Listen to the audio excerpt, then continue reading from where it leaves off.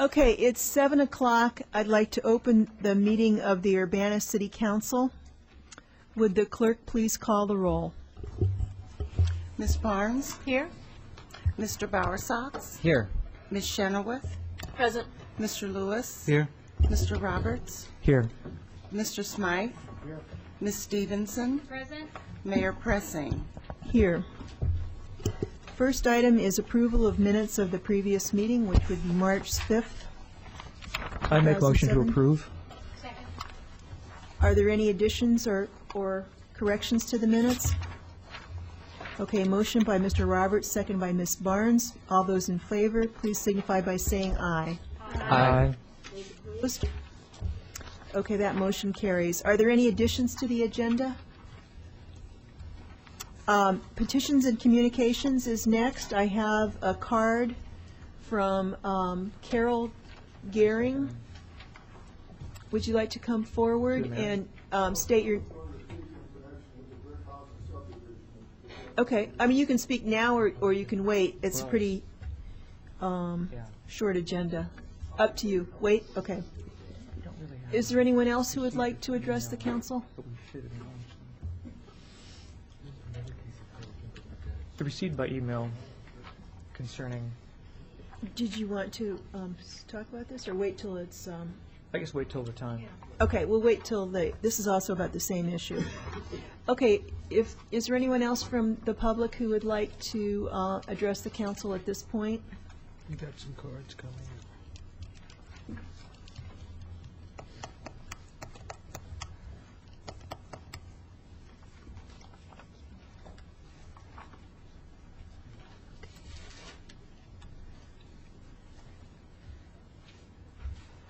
Rex Bradfield, did you want to talk now or wait? Okay, I think everybody wants to wait until that topic comes up. I don't believe there's any old business or reports of standing committees, correct? Reports of officers? Well, we're moving right along here. Okay, we're down to new business. Ordinance number 2007-03-031, an ordinance amending Chapter 14 of the Code of Ordinances of the City of Urbana regarding the schedule of fees. Okay, we have Delora. Good evening. This is the annual review of fees. We review everything in the fee schedule to make sure that we're keeping pace with the cost of providing the related services. We adjust liquor licenses and sewer benefit taxes every year. Smaller fees are adjusted every 3 or 4 years, or when a certain percentage makes sense. Since most of the service we provide is in personnel time, the cost of providing the related services is mainly driven by the increase in salaries. This cost may be less than or more than the Consumer Price Index. The comptroller has estimated the cost increase for fiscal year 07-08 to be 4%. In addition to the annual increase in liquor fees and sewer taxes, other proposed adjustments include zoning permits, building and planning permits, and a restructure of civic center rental fees. The proposed changes are shown in the schedule that you received, with the striking out the current fee and noting the proposed fee. City Code requires that the proposed schedule of fees be reviewed by the City Council and then placed on file with the City Clerk's office at least 30 days prior to final action by the Council. During that time, the schedule of fees is available for public inspection and comment. A notice has been published in the News Gazette that the schedule will be ready for inspection. The only action required at this time is to place the schedule on file for public inspection, and the ordinance amending the schedule fee should be forwarded to the May 7, 2007 council meeting. Do you have any questions about any of the proposed changes? Ms. Chenoweth. Yeah, I understand that today's motion, go ahead and actually make the motion, since the motion is, I move to, place it on file? Yes.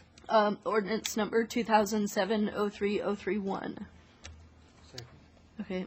And then I just wanted to ask some questions about that. Sure. The first is, do you know how much we charge per hour to rent the council chambers? I know, it depends on who's renting it. Sometimes it's free, and then other times, Phyllis, do you know that cost? Is it different weekday versus weekend? Do you recall what the fee is for council chamber rental or use? If I'm not mistaken, what I believe is if you're a member of UpTV, then pretty much anything that you want to put on in here is of no charge to you because you've already paid your fee to become a member of UpTV. If I'm not mistaken, though, Danielle, I think that if they want to rent the council chambers and they're not members of UpTV, they pay a specific amount. I don't have that in front of me now, but then they have to pay for the cable camera operator if they need that person to video the event that they're wanting to put on, and they have to pay for each hour. They pay so much the first hour, and then for each hour over the time that they have allotted to rent the space. And I don't remember exactly how much that is. Well, it was, as far as under UPTV, I thought that if it happened during the hours when we have normal staff here, 8 to 5, if they required the filming or they needed any of these other things that we provide, that we did not charge them. I think that's- Yeah. No charge. But if it's after 5 o'clock and we then are having to pay additional time to somebody over what's our normal hours, then they do have a charge. And so Okay. when we have a camera operator, is it typically just one person who's here? Generally. And do you have a sense, I mean, last time I looked at UPTV budget, the camera operators were making something like, $7 to $11 an hour, somewhere in that range. Well, they get paid But I don't know what the overtime is, or if, I don't think they get paid overtime, Well, actually. they get 'cause paid they're a part-time. flat fee of $26, I think it is, for up to 3 hours.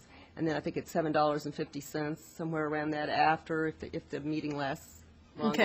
Okay. I Okay. just got the okay from the, Yeah. that's So what it is. my concern is that seemed to be, well, a couple of things. One is the note says it goes up to $50, but the fee schedule says it's going up to $45. And I think that if you calculate what it would cost for a nonprofit or an organization to hold something on a weekend here, it becomes cost prohibitive for for them to have, say, a 2 or 3 hour meeting. So I'm concerned about that rate. That rate seems particularly high compared to some of the other jumps in rates.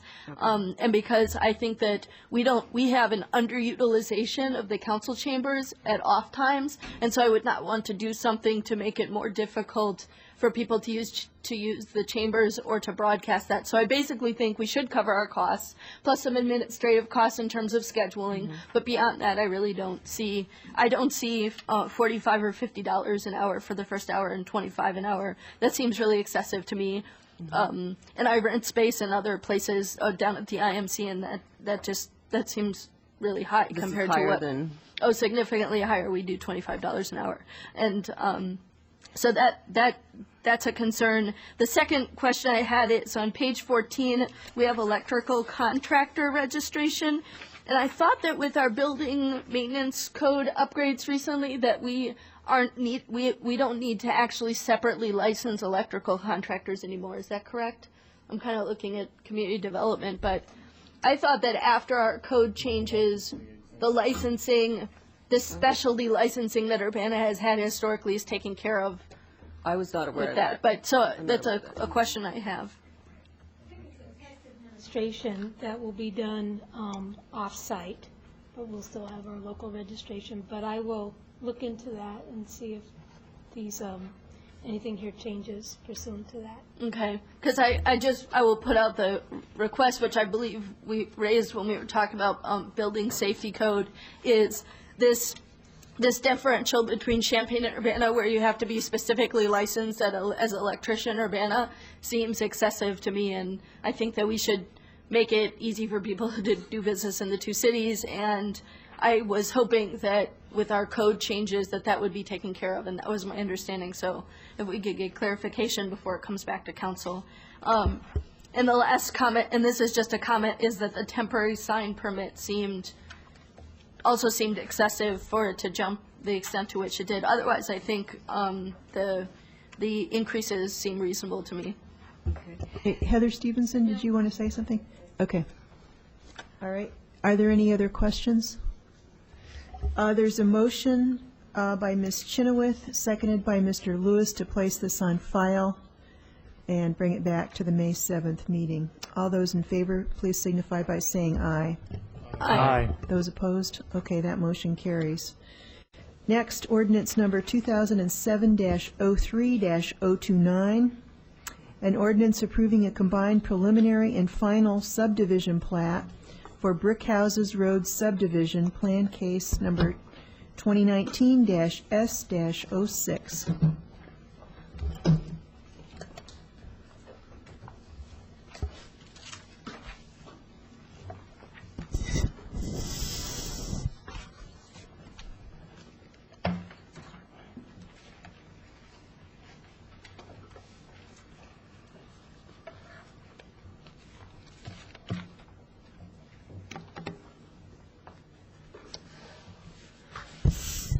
Good evening. This case is a request by Deborah and Michael Insana for the combined preliminary and final plat of Brickhouses Road subdivision.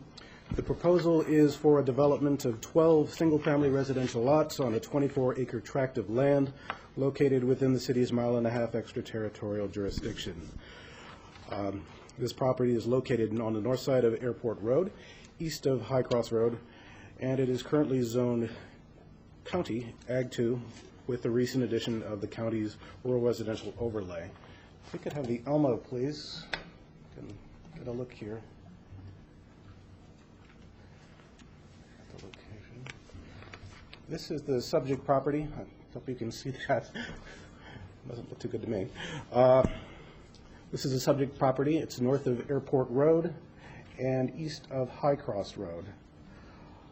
Again, 24 acres, and they're looking to do 12 lots on the property. Water would be extended from down around here at the corner over by Brownfield Woods down to the property. Each of the 12 lots would have septic sewer service up until city or UCSD sanitary sewer service became available. This is the Urbana Comprehensive Plan. The land use designation for this location is residential. You might be able to see this area up here north of High Cross Road is colored yellow. That stands for residential. Down below it is greenish, and that is rural residential.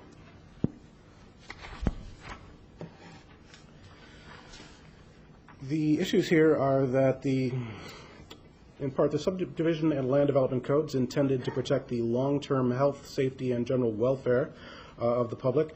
Therefore, the code is concerned with ensuring that development patterns and public improvements are designed and developed in an efficient, orderly manner so that they will serve development for decades to come. Petitioners have requested waivers from the Urbana Subdivision Land Development Code.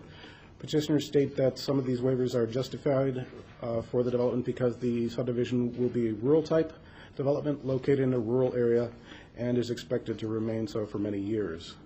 Requested waivers would allow a street right-of-width of 50 feet rather than 60 feet. The petitioner has, that was originally a waiver request, the petitioner has withdrawn that request. Second waiver would be for pavement widths of 25 feet rather than the standard of 31 feet. Third waiver is for no sidewalks in the development. Fourth, for the foregoing of the construction and temporary capping of sanitary sewer mains and laterals. And finally, also foregoing a stormwater basin, detention basin operations and maintenance agreement. Since the Plan Commission hearing, staff and petitioners have met to discuss the type and extent of the waivers. Again, the petitioners have agreed to withdraw the 60-foot right-of-way request and have submitted, the petitioners have agreed to a 60-foot right-of-way and are withdrawing the waiver for a 50-foot right-of-way.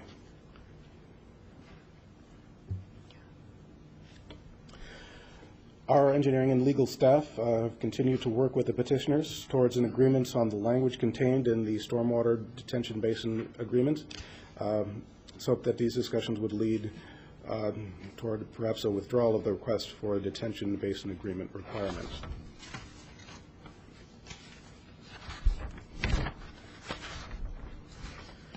For an analysis of the waiver requirements, we'll start with the pavement width. The Brickhouses Road subdivision propose a 25-foot wide pavement surface. In the recent past, the city has regularly supported reductions in pavement width for local streets from 31 feet down to 28 feet. The Community Development Department is working on a text amendment to the subdivision ordinance to incorporate the reduced width of 28 feet. 28 feet offers enough roadway for two-way traffic with parking on one side, while reducing installation and costs and long-term maintenance costs. City staff have analyzed the request for a waiver and have determined that the request is not recommended, but city staff recommended a reduction of pavement width to 28 feet. At the February 22nd Plan Commission, the Plan Commission recommended approval of the 28-foot reduction in pavement. The other request is for foregoing of sidewalks on both sides of the road. In a number of cases in the past, the city supported alternative sidewalk plans and granted waivers or deferrals of construction for sidewalk on one side of local residential streets. The developers have requested a waiver of sidewalks on both sides of the street at Brickhouses Road. During our analysis, staff did not find the petitioner's statement that the subdivision was to be rural with low traffic to be a sufficient basis for not building sidewalks on both sides of the street. Staff has recommended a waiver for sidewalks only on the west side of the street, and at the February 22nd meeting, the Plan Commission recommended approval along with that recommendation. In addition, the Plan Commission also recommended a deferral of construction of sidewalk on the north side of Airport Road until such time as increased developments in the area justified it. The fourth request for a waiver was regarding sanitary sewers. This subdivision lies within the Urbana-Champaign Sanitary District Facilities Planning Area, the FPA. The petitioners have believed that sanitary sewers are not required because this is outside of the UCSD current sewer service area. It is the city policy that the boundary referred to in the subdivision ordinance is the UCSD facilities planning area, and that position is supported by the UCSD and was stated in a letter from the UCSD to the petitioners, which was an attachment to your memo. The petitioner's secondary position regarding foregoing installing sanitary sewers was that a waiver might still be justified because the development, again, is rural in nature, surrounded by rural areas, and has soils that are well suited to septic systems, and is unlikely to have public sewer services available in the near or foreseeable future. City position is that experience has shown that septic systems will eventually fail, although it might take 30, 40 years, and that if a public sewer is within 350 feet, a homeowner is required to connect to the public system at that time. It is entirely possible that the public sewer may find its way to this subdivision in that time horizon, and if the sanitary sewers failed at that time, the septic systems failed at that time, the homeowner would be required to connect. Secondly, neighboring landowners may not always agree it's necessary to install sewers across property. Third, the expense of installing public sewer lines many years after development is completed can be cost prohibitive for individual homeowners and can be highly disruptive to an established neighborhood. And finally, homeowners with failed septic systems often turn to the city or the county or the sanitary district to pay for sanitary sewer extension when the cost of installing sewer service should occur as part of initial development. The UCSD and the city both recommend against granting the waiver for the requirement that the developers installing cap sanitary sewers. And the Plan Commission has recommended approval of that staff recommendation. The final request for a waiver was for stormwater detention basin operations and maintenance agreement. The petitioners plan to construct a stormwater detention basin in accordance with the city's subdivision ordinance. They're requesting a waiver to have the basin maintenance and operations agreement. They're requesting that waiver on the basis that the basin would be oversized, and it was designed to look and function as a natural pond, and so would not require the maintenance that a normal detention basin would. The petitioners also plan for the pond to be owned and accessible solely by themselves as the owners of the adjoining 10-acre lot number 12. City's position is that the basin is required. A basin is required, not necessarily the one that has been proposed, but it's required to detain stormwater from the entire 24-acre subdivision. The basin would therefore benefit the entire subdivision, and maintenance perpetually for the basin is the responsibility of all the homeowners within the 24-acre subdivision. The purposes of having a homeowners association agreement with the city include reducing the risk that the landowners in the subdivision would be harmed by the failure of another party to maintain the basin, ensuring that all landowners in the subdivision are aware they are responsible for the cost of maintaining the basin that serves their property, protecting downstream landowners if the stormwater basin fails, and fourth, ensuring that if it becomes necessary for the city or other public entity to repair the basin, the city or public entity would be able to bill the property owners responsible for the failure to maintain the basin. Staff has recommended against granting the waiver, and at the February 22nd hearing, the Plan Commission recommended approval of that staff recommendation. The city planning and legal staff have been working with the applicant to negotiate potential revisions to the standard language in the detention basin and operations agreement to reflect their unique circumstances of how they wanted to own and operate the basin. These discussions are continuing.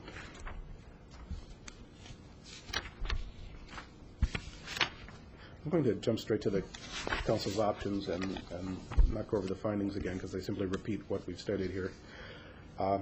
City Council has options for the combined preliminary and final plat of Brickhouses Road subdivision to approve the plat with the requested waivers or any necessary conditions, to approve the plat with some of the requested waivers along with any necessary conditions, or to deny the plat. And if council chooses to deny, it should state specific findings whereby the plat's deficient. The City Planning Commission, at its meeting on February 22nd, recommended approval of the combined preliminary and final plat with the waivers and conditions that were recommended. And finally, to state that those waivers and conditions in the memo have been revised for clarification purposes. First, the waivers. Number one, a waiver to allow reduction of pavement width from 31 to 28 feet. Number two, a waiver to allow no sidewalk to be constructed on the west side of Brickhouses Road. And finally, with the condition that necessary improvements be made to the intersection of Airport Road and Brickhouses Road to facilitate safe egress, access and egress as requested by Urbana Township Road District.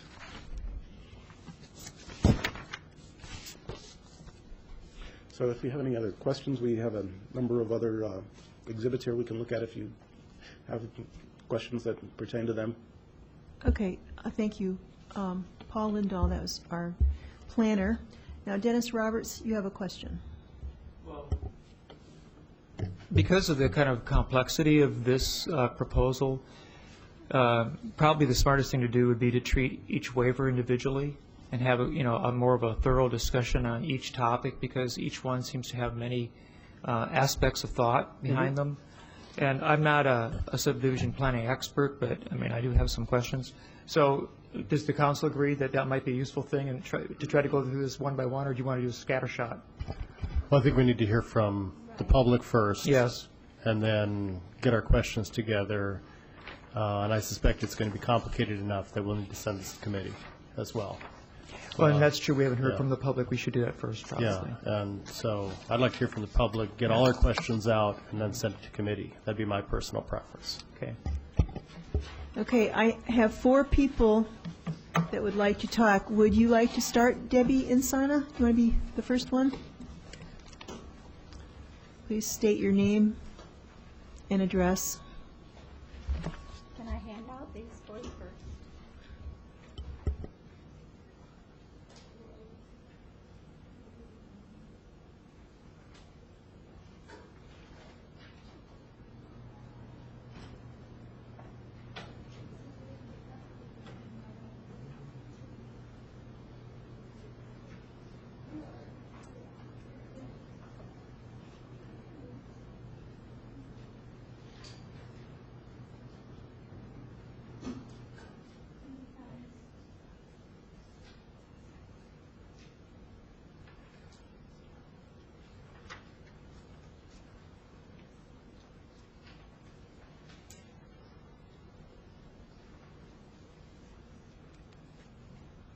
My name is Debbie Insana, and this is my project, and I'd like to start by apologizing for the blizzard of mail you received over the past couple weeks.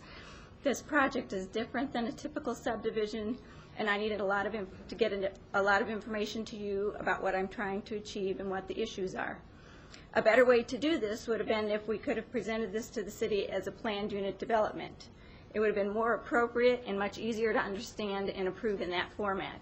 But as currently written, PUD proposals are only allowed in the city limits. So I apologize again for all the mail. I hope you didn't feel like you were being harassed. Did everybody get a chance to read everything I sent you? Everybody? Then I'm not going to say all this again. One thing that I did want to address, which actually I thought Paul was going to read, it was in the staff report, which had to do with the engineering department's discussion of our pond. And we never said we were going to solve the problem, only that we were doing everything possible to reduce the contribution from our property, which is significantly more than the city requires. How often do you see a developer doing more than he is required to do, especially since it's such a small project with a very limited number of lots to sell to help recoup the costs? I'm very proud of the community effort that shaped the pond. The neighbors, the highway and drainage district commissioners, the local farmers have all been watching the flooding of this area for years. They are the ones who know what the contributing factors are to the flooding, and they support this project because they know it will help the situation. Some of our neighbors to the south have joined the effort to help relieve the flooding. They're clearing a path through their backyards so some of the dirt excavated from the pond can be used to fill a gaping hole at the edge of the saline caused by the poor condition of the drainage tiles. The engineering department suggests we have exaggerated the benefit our pond will provide, but I think they have exaggerated the contribution of the runoff from the 450 to 500 acres to the northwest.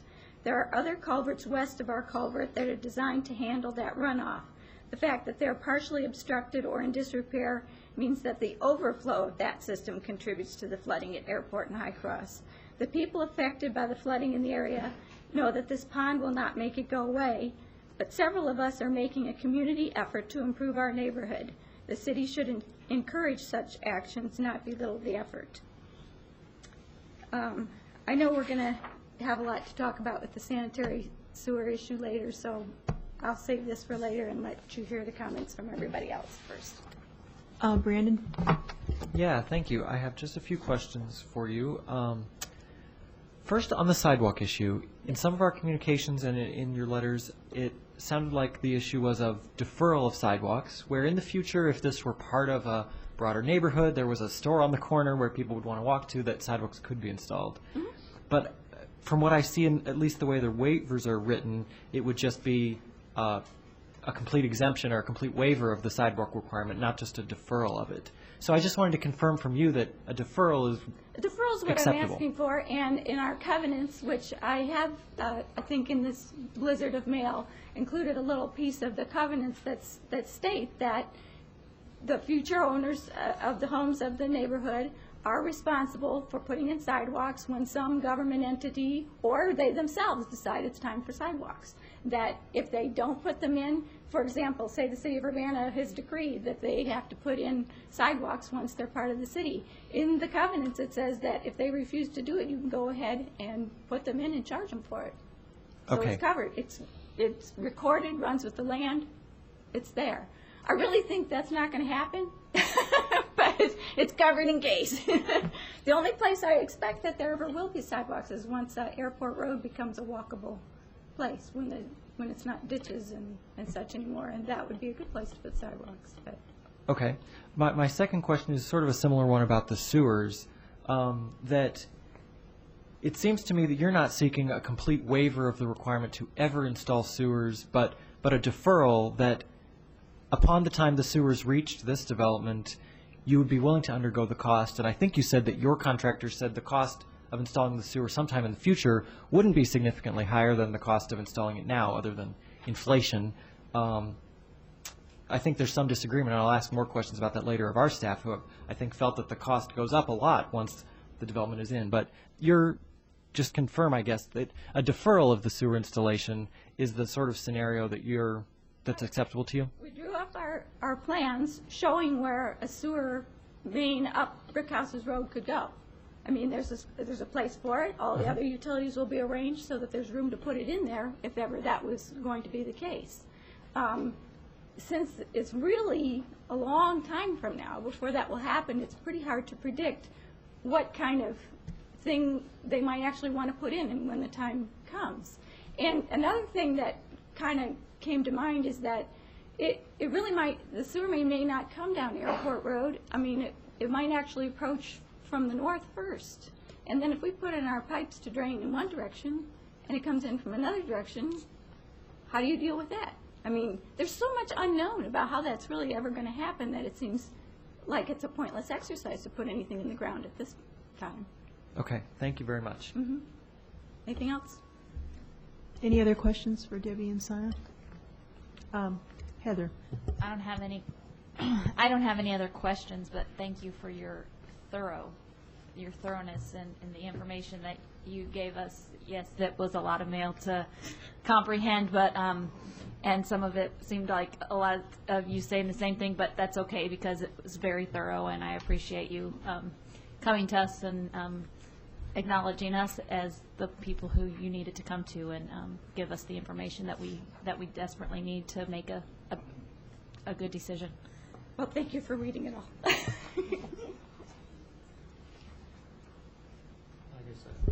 all. Did you have a question, Dennis? Yeah. Another question here. All right, sorry.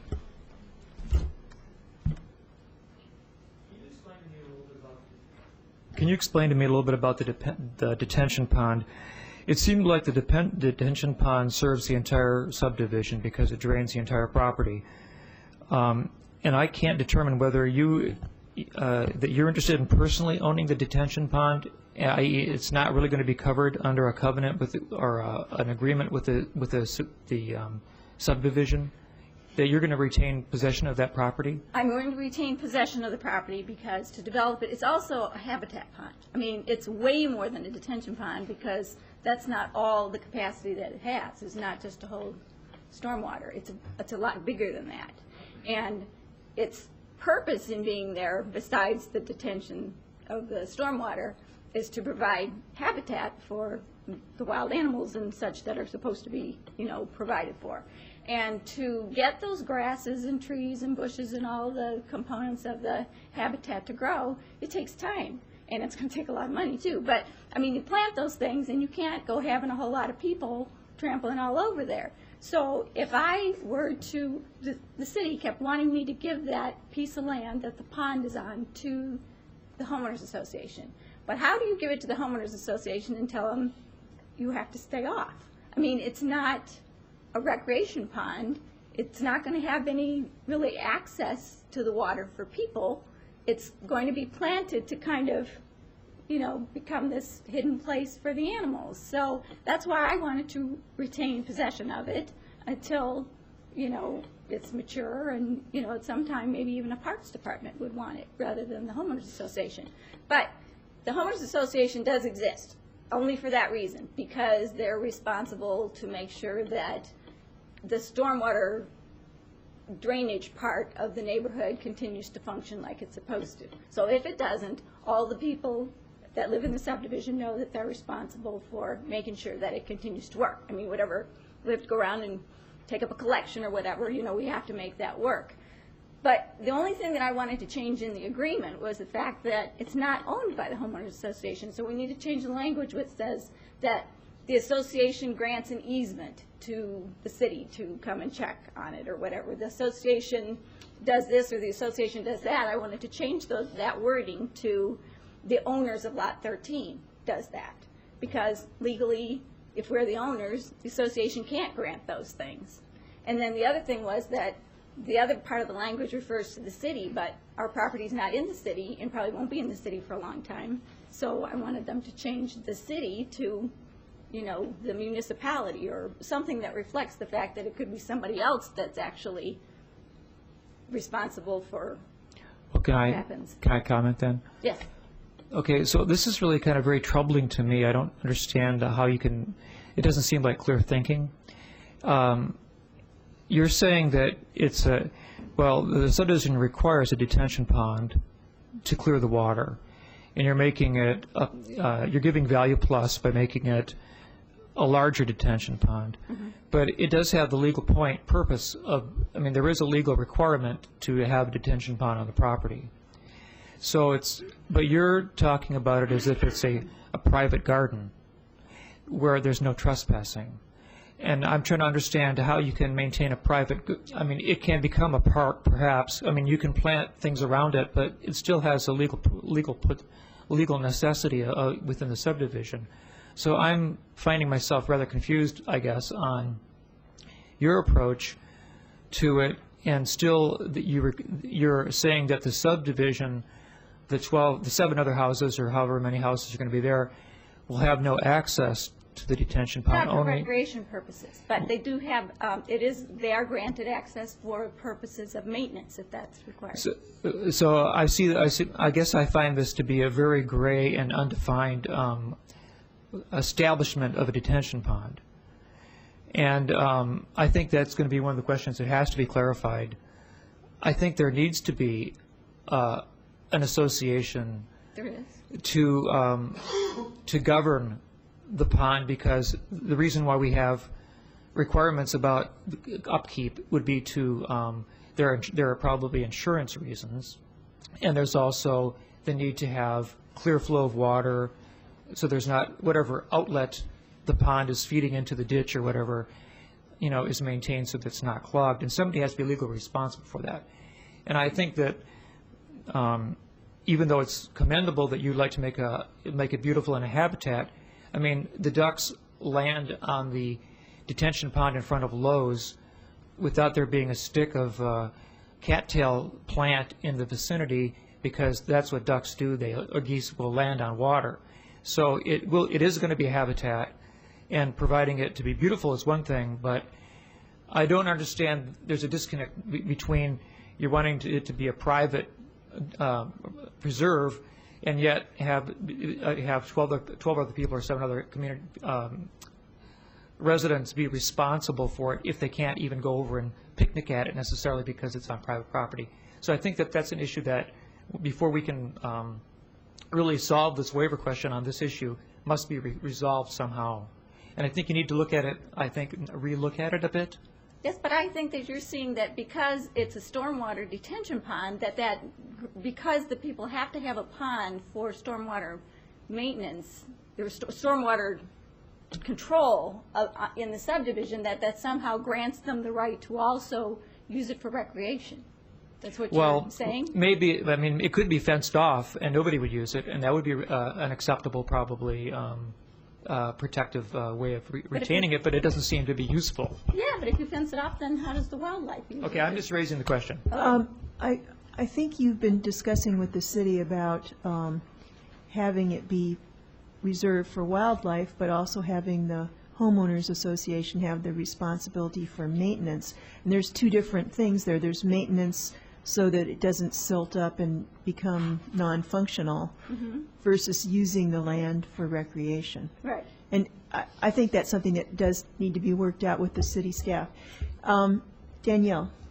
I just had a related question since we're on the issue. It seems like the solution to the problem is that you're making up the homeowner's covenants because you're the owner of the land. So in some ways you can do almost anything within the boundaries of the law.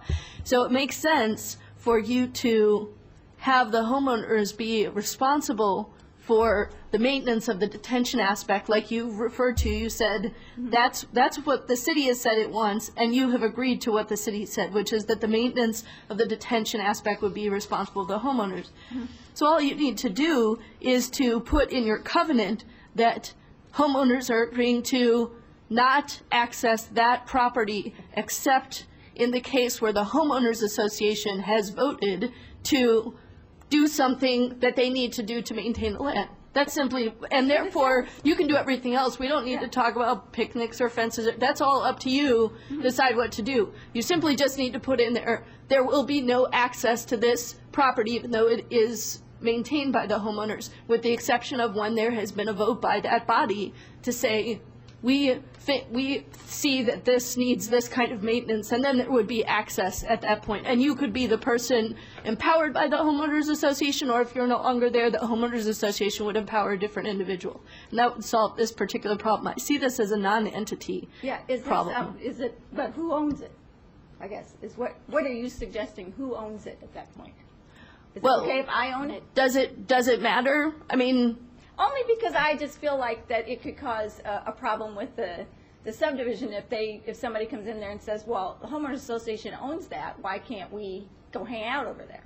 You know, rather than. But if it's in the land covenants that's one of the specific parts of the land. I mean, for example, your nearest neighbor, the Green Turtle, or I forget what Bill Bagby's piece of land is, he has a series of covenants. There's a number of people. It's an eco-village kind of situation. There's a whole set of things that you can and can't do in the land, including you have to renew all of your water on site. You can't use chemicals to wash your clothes. I mean, down to that level of detail, they've stipulated it. So that's something that's kind of the part of the land trust that doesn't change. So I think that I don't want us to spend too much time on that because it seems like there's a fairly simple solution you can work out with council, and with staff, and we should focus on the other pieces. Any other questions for Debbie and Sana? Did you want to comment, Robert? Robert Myers. Wrong Robert. Well, just to clarify, the request for the waiver, as I understood it, was to waive the agreement altogether. And I think we don't need to waive the agreement, but we can come to some understanding together on the details of it. I think we can work that out. But to waive it altogether, I think, would be not very good for the future. The only reason I came up with waiving it altogether was because everybody was having such a hard time with the concept of changing any of the words. We do have a standard agreement, but I think we can change that. Okay. The details of that. Okay. Any other questions? Lynn Barnes. I just have a comment. Seems to me the narrower the road, the greater the need for a sidewalk. In the wider the road, the less the need for a sidewalk. So I don't know whether there could be some compromise around that to help get through those issues. I mean, when you think of some of the subdivisions around here, I mean, clearly, like in Savannah Green, it's a very narrow road, but there's a sidewalk on each side, so it makes the road, safe for pedestrians. But can I comment on that? What's the population density, though, in Savannah Green? Very definitely high. Greater. Very high, yes. So. Okay. Yeah, Charlie Smythe. Yeah, I guess I was thinking like you were, Lynn, until Brandon pointed out that the one neighborhood like this that he visits, a little rural subdivision with big lots, the people don't go out to the sidewalk and then back to the house. They have a little path between houses right there, so the sidewalks are basically useless, which I hadn't thought of it that way. I guess one of the issues, getting back to what Danielle raised, the issue of land trust and such. I mean, as Mr. Bagby has done, you should be able to, since you own the property, be able to set up the detention basin. I think the only thing that is of concern is the long-term maintenance of it, because it shouldn't fall back on the city or the county or something like that. So as long as I think that there's some kind of maintenance agreement in there, ownership doesn't really matter. Okay. Well, So there has been from the yeah, beginning. yeah. When I first proposed this, I said, look, the only Yeah. problem I have with that agreement is I think- the words don't match. Well, ultimately, what this comes down to is that we don't have any rural subdivision ordinances or experience, really, and we probably need to get that. We probably need to put a lot of this down on paper, and that's part of, I think, what's going to complicate getting through the next couple of weeks, is figuring out what we're going to do in your case and set up long-term precedents. You know, in other words, we're going to have to craft a rural subdevelopment ordinance, in effect, as we go through this, so that we don't bind ourselves in the future. And so I'm going to ask you to be a little bit patient with us as we figure that out. One of the concerns I have, and I guess you spoke with Danielle earlier today, was alternatives to septic systems. I know that Mr. Bagby had a lot of trouble trying to do some creative and ecologically sound alternatives, and you probably don't even want to go there, which is really too bad that the county isn't willing to consider things like that. I don't know if that's something staff can discuss with them and maybe come back with, but I would really like to see a bigger exploration of alternatives to septic and a better understanding of what the future holds. Now, part of the costs on the septic, the way I look at it is, it seems like the septics are all in the back of houses, though you're on big lots here, and I'm not sure, is there any reason why the septics couldn't be in the front, since these are such big properties? Well, the Public Health Department is the ones who grant the permits for that, and they made a point of saying that we should rope off the area that the septic systems will be in to make sure that the dirt doesn't get compacted during, the development of the property. And so all of this development will take place from the street sloping up to where the houses will sit, so that we don't touch the area in the back for where the septic systems will go, so that it doesn't compact the soil and they'll work better. Okay, so I guess that leads to my follow-up question, which would be that, okay, if the septics are going to be in the back and your piping already goes out the back, why wouldn't you put the right-of-way, why wouldn't you put the sewer systems behind the septic systems on each side of the... Well, because the city doesn't like to do it that way. Well, but the thing is, I'm going back on my own experience on this one, because I remember living in a house where our septic system failed, and the city came in and put in sewer, and I don't remember all the details because I was pretty young, but I know the septic failed, and we got sewer service, and it just so happens that the sewer, the way it ran just to one side of the property, and it ran across, the property all the way the length of the property and into the next field, because there was a, development going on that, to that easterly direction of where we lived, and so it was very easy to connect the house system's existing pipes, because they basically just took a pipe from the septic tank out and turned it into the sewer system, and it was done. It wasn't but maybe 25 feet of pipe that had to be done, and closing up the existing septic. It didn't require that they, start in the basement of the house and reroute it out to the front. So I guess the question would be for staff would be to ask, why can't a sewer system be put, or why can't the sewer sanitary lines be put behind the houses to minimize the future costs on something like that? Well, then there's one other point, because that would mean two lines. Yeah, I know, two lines, but would they have to be the same size? I don't know what the cost would be. Another aspect of all this is, we're talking about 60 feet of right-of-way. How much of that right-of-way is for sewer alone? And, would you reduce the right-of-way for the street and sidewalk stuff if you, in fact, did move the sewers out to a different location? And I don't know how much that would change the whole cost model of all of this. So those are the sorts of questions I have, and I still feel very strongly that we need to look at alternatives to septic systems and sewer systems that could possibly serve this in an ecologically friendly way, as you've described a number of your other green initiatives that you have in mind. Thank you. Okay, thank you very much. Carol Gearing? Please state your name and address. Okay. My name is Carol Gehring. My wife and I live on the property, and we own the property at 2606 North High Cross Road. And the north end of our property abuts Airport Road. It's within 400 feet of the proposed new subdivision. I'm not really personally acquainted with the Insanas. I just saw them at this meeting and at the county meeting. And I have no direct financial stake in the new subdivision. But I'm here as a neighbor to speak in favor of this new subdivision for several reasons. First, it calls for an upscale development. The houses are very nice houses. It's going to add to our property values out there, and we like that. Second, we really like that detention basin. We have a severe flooding problem out there virtually every year, and this detention basin would help that flooding problem. It would take the peak off, and so we like that. And third, this use of the property would forestall the use of some other less favorable uses. Recently, within the last 2 years, I testified against building a Hindu temple on that same property. Now, I have nothing against a Hindu temple, but they wanted to pave a big area, and that would have dumped extra floodwater on us. And that would have been a very poor thing, because we already have plenty of floodwater as it is.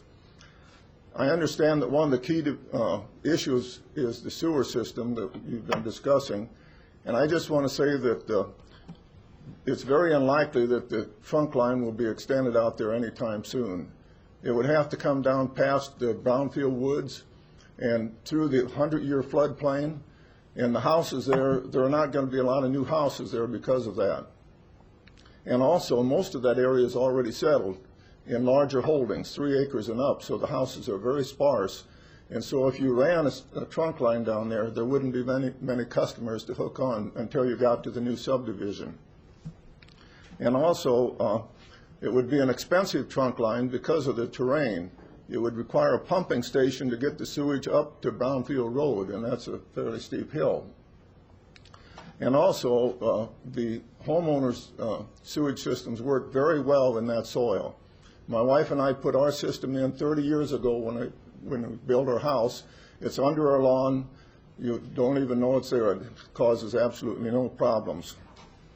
So basically, I'm here to plead with you to not erect any hurdles that aren't absolutely necessary, because if the developers back away from this, we're going to be deprived of the big advantages that this development would bring to our neighborhood.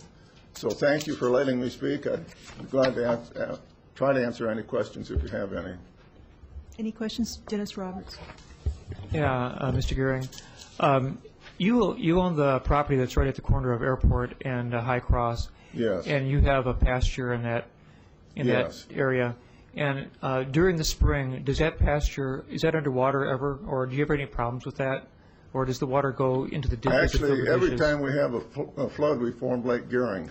Oh. And I don't mind that, because it's a good way to store water. And in a few days, it soaks in and it's gone, but that is a problem. Mm-hmm. Now, if we dump a lot of extra water on there, then we start having problems. The site of the subdivision is uphill to the east of your house. Yes, that's right. Do you think that there's a significant amount of water that's coming out of those fields that contribute to that? Well, because most of the water comes through Brownfield Woods. Mm-hmm. But if the bucket is full, when you add on another chunk, even a little chunk really causes you a problem. Mm-hmm. And basically, that detention basin is going to take away that extra water. Okay, thank you.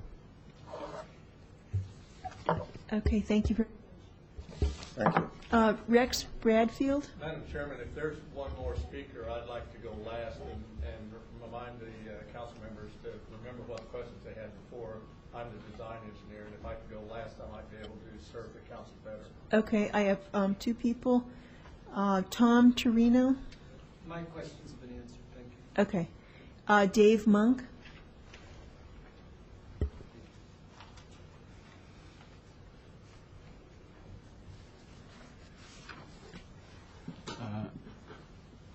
This subdevelopment pleases me, in the sense that it has an ecological interest from a master gardener point of view, and that is touted. But we find in doing natural history work that the master gardener event doesn't really get to the nature side of things. So we've just had a very successful 40-person nature master program that is just completed. And part of the problem here is that you have broader issues. You have a moraine, you have an esker, you have all those gravel pits there.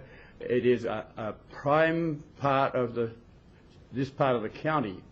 And more the floodplain people and the natural history people are begging people to put in a plan that is not so rectilinear. That's what frightens me, is that this is not in nature.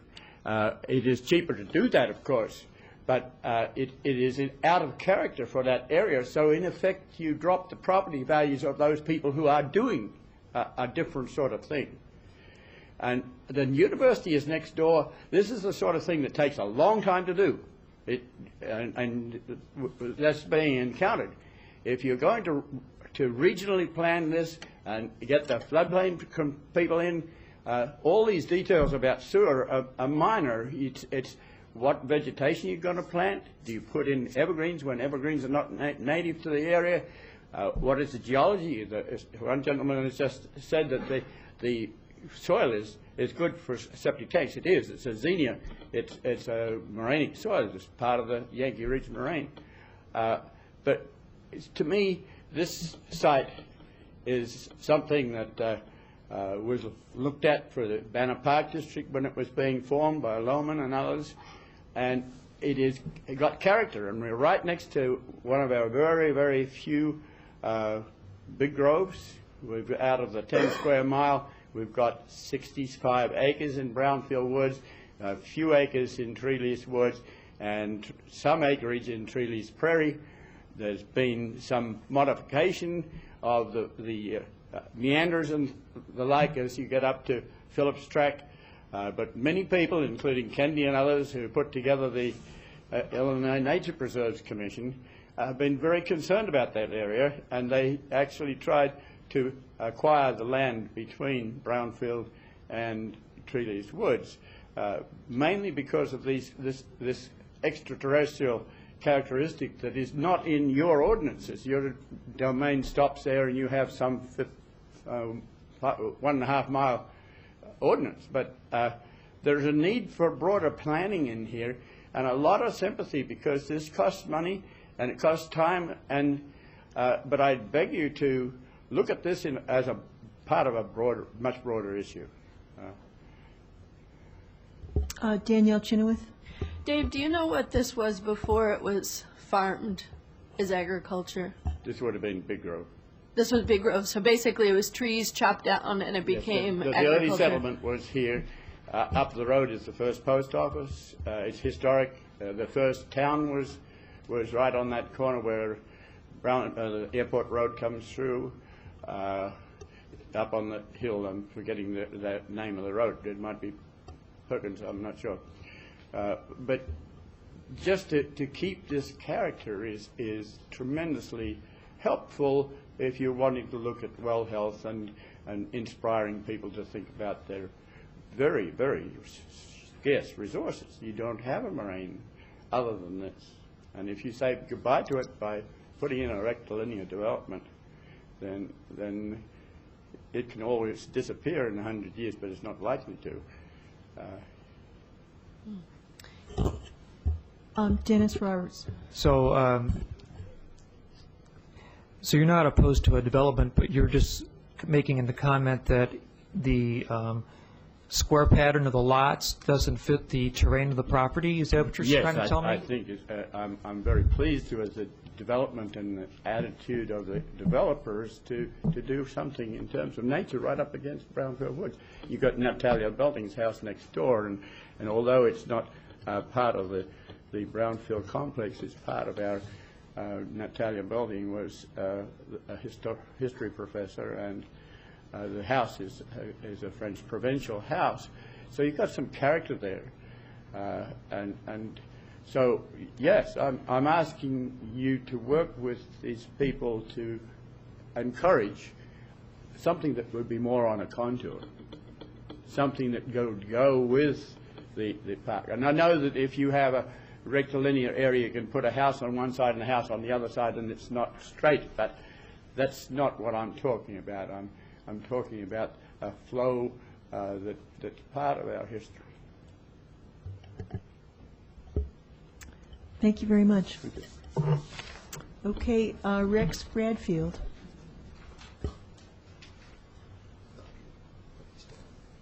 Leave that up there. I want to. Yeah, I'm going to point at that with my finger if I can.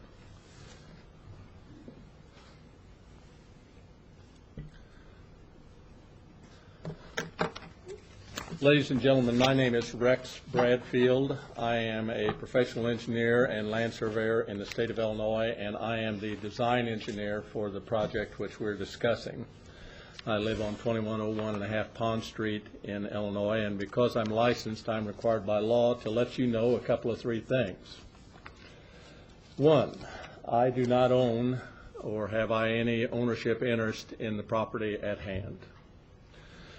Two, I have no monetary interest in the property at hand other than my fees, which I charge accordingly for engineering and surveying services associated with the development of the land. And three, first and foremost, according to those licensees, my interests are always for the health and welfare of the general public above all other considerations except and that includes monetary. I'm going to try and point out a couple of things here, what I've heard discussed earlier, and see if I can't give the council a better idea of the design philosophies. And as I mentioned ad hoc before, I'd like for some of the council members to remember their questions that they queried earlier, because there are some answers to those questions that I would be happy to give to you. The first issue I'd like to talk about is the detention basin. I will not talk about the agreement for maintenance for the detention basin. I will not talk about anything except why the detention basin is designed as it is and what we believe the detention basin will provide for the general area. Understand that my best friend in this planet is Gail Jameson, and I'm sure you're all aware of him. And Gail and I have had lengthy discussions, and Gail has kept Bill, who is also a very close friend and acquaintance, involved in what we're doing. And we have to be careful as engineers we never clash swords together. So I think we've got a pretty good grasp on what we're talking about with the detention basin. And if I say something that's out of line, Bill, I'm sure, will hit me in the head with a razor if nothing else. The detention basin, when I first looked at the design of it, I realized that there were very severe and frequently occurring flooding problems that exist in this area. Those flooding problems are primarily the overtopping of Airport Road in many areas. And this overtopping is of a significant depth. And when I say significant depth, I mean you do not want to enter it with an automobile at any rate of speed, because you certainly risk losing control of the automobile. It is a dangerous situation when this floods. There are high velocities going across the road that try and push you off into the ditch.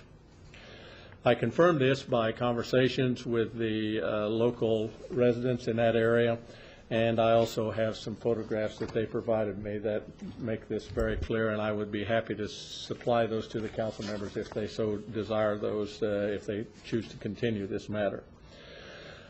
The other thing that is unusual about this flooding is it occurs quite frequently. It probably occurs once every couple of years or less. It just doesn't take very much for it to enter into a flooding condition.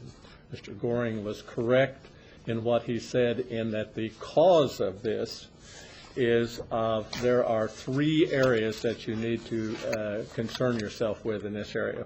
The first area is right here at High Cross Road. Can you see my pencil there? Yeah, there we go. Right there at High Cross Road.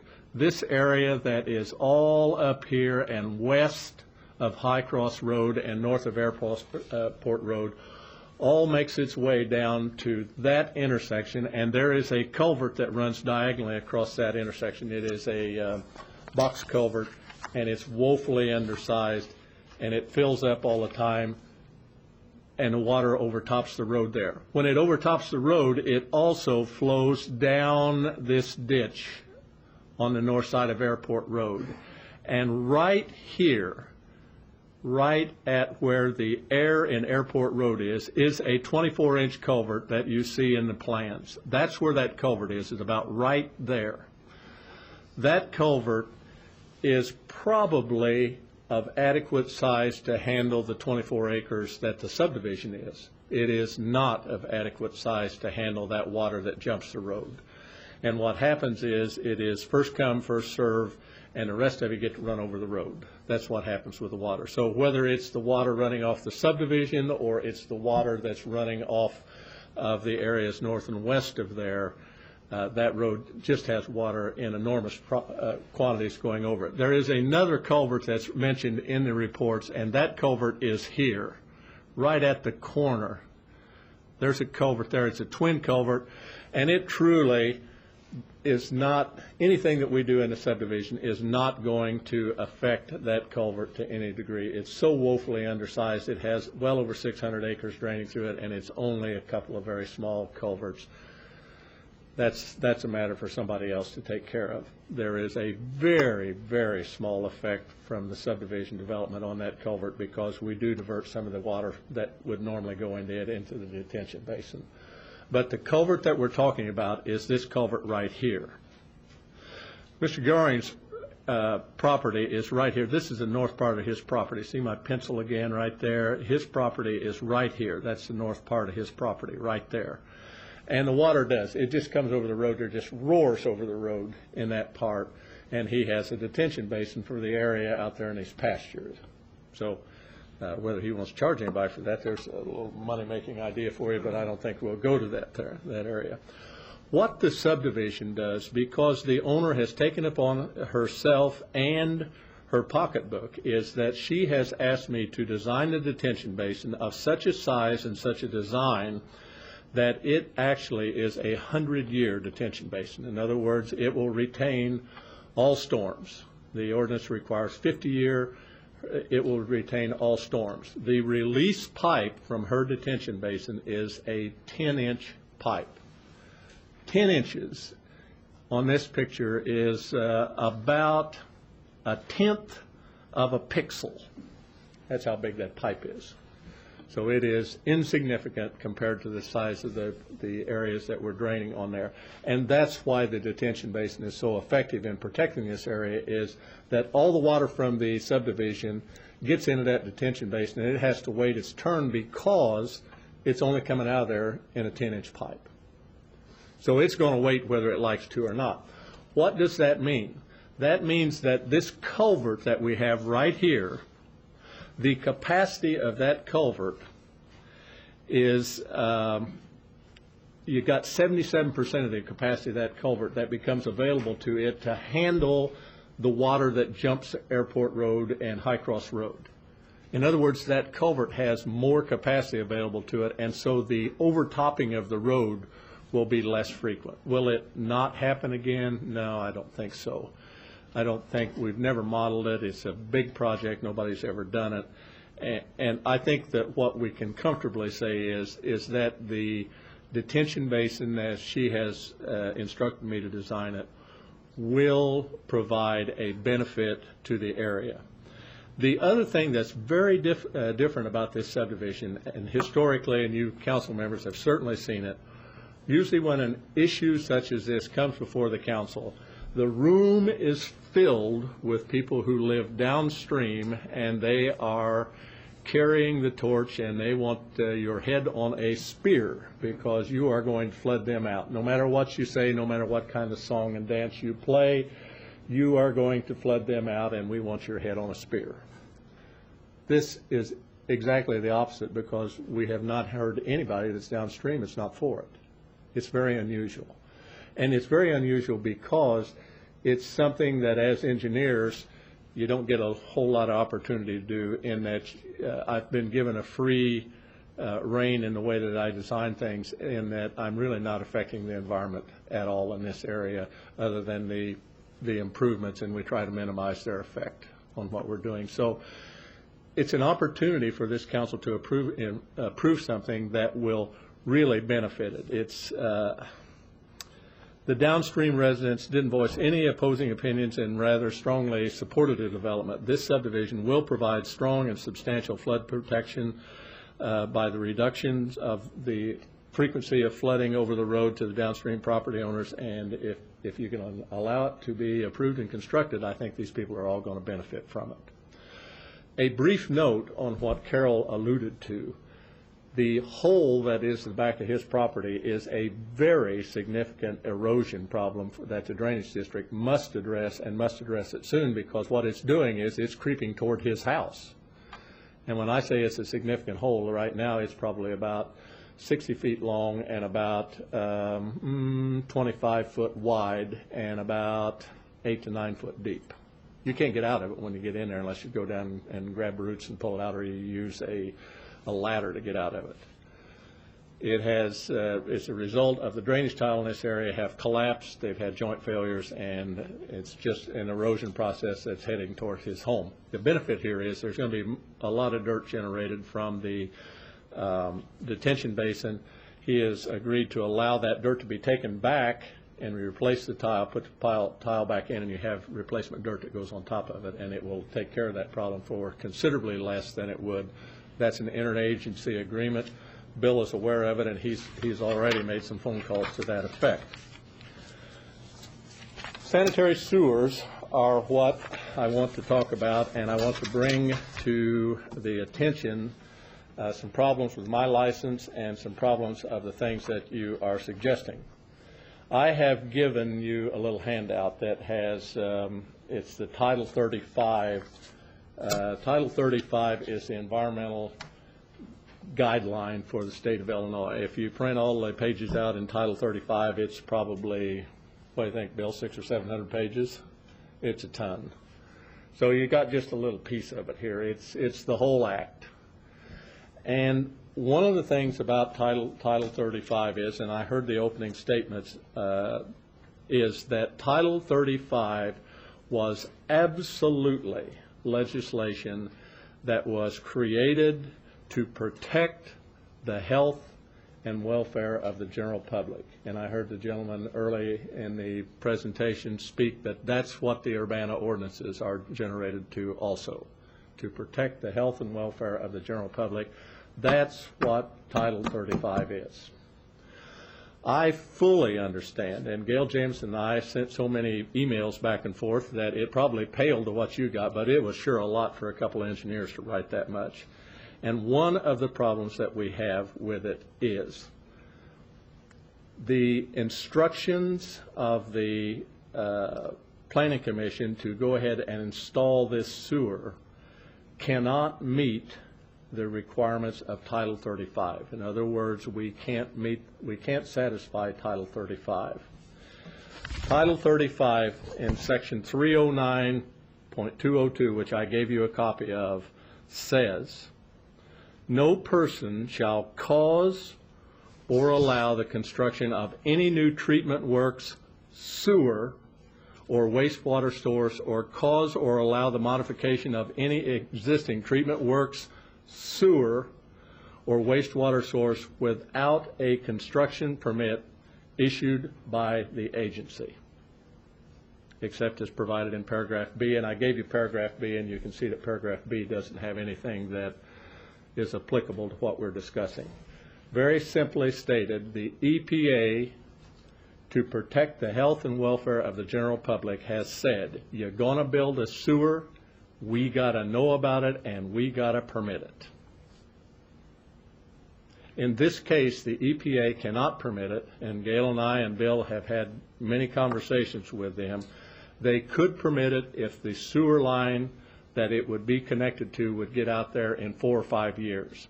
In fact, in Title 35, later in the sections that I have given you, or in that same Section 309, it says that any permits issued are good for 5 years.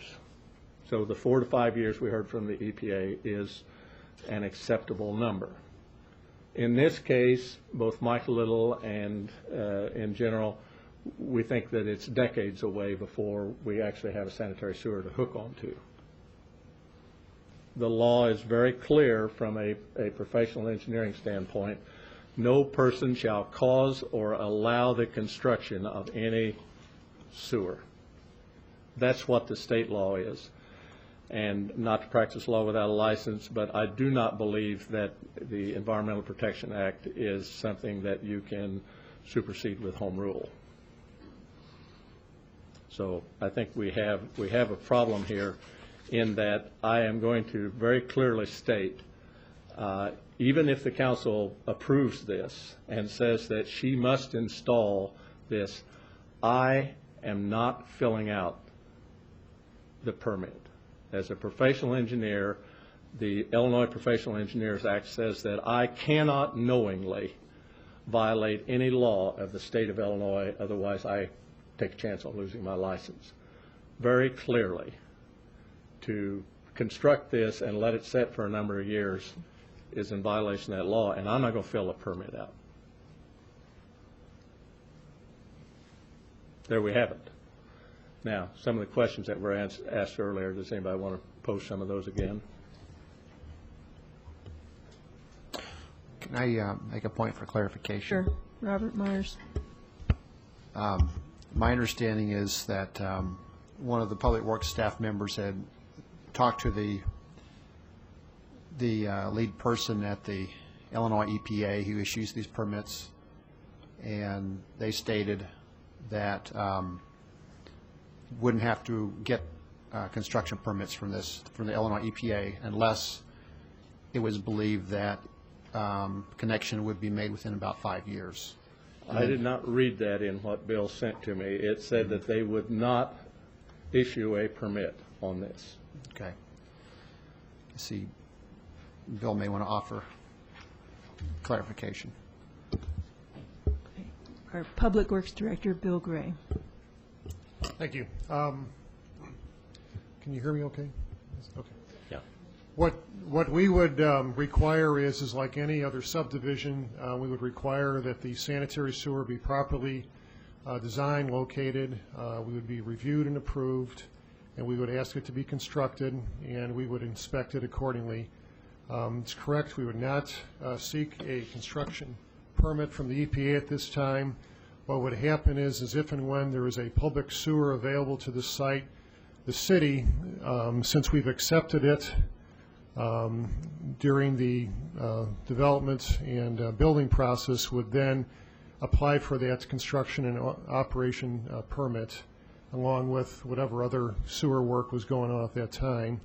And that's how this would be legally permitted and approved. So there's no problem with the EPA in installing the appropriate sewer at this time. It's not going to be connected to by the homes. It will be private sewer or septic system at that time.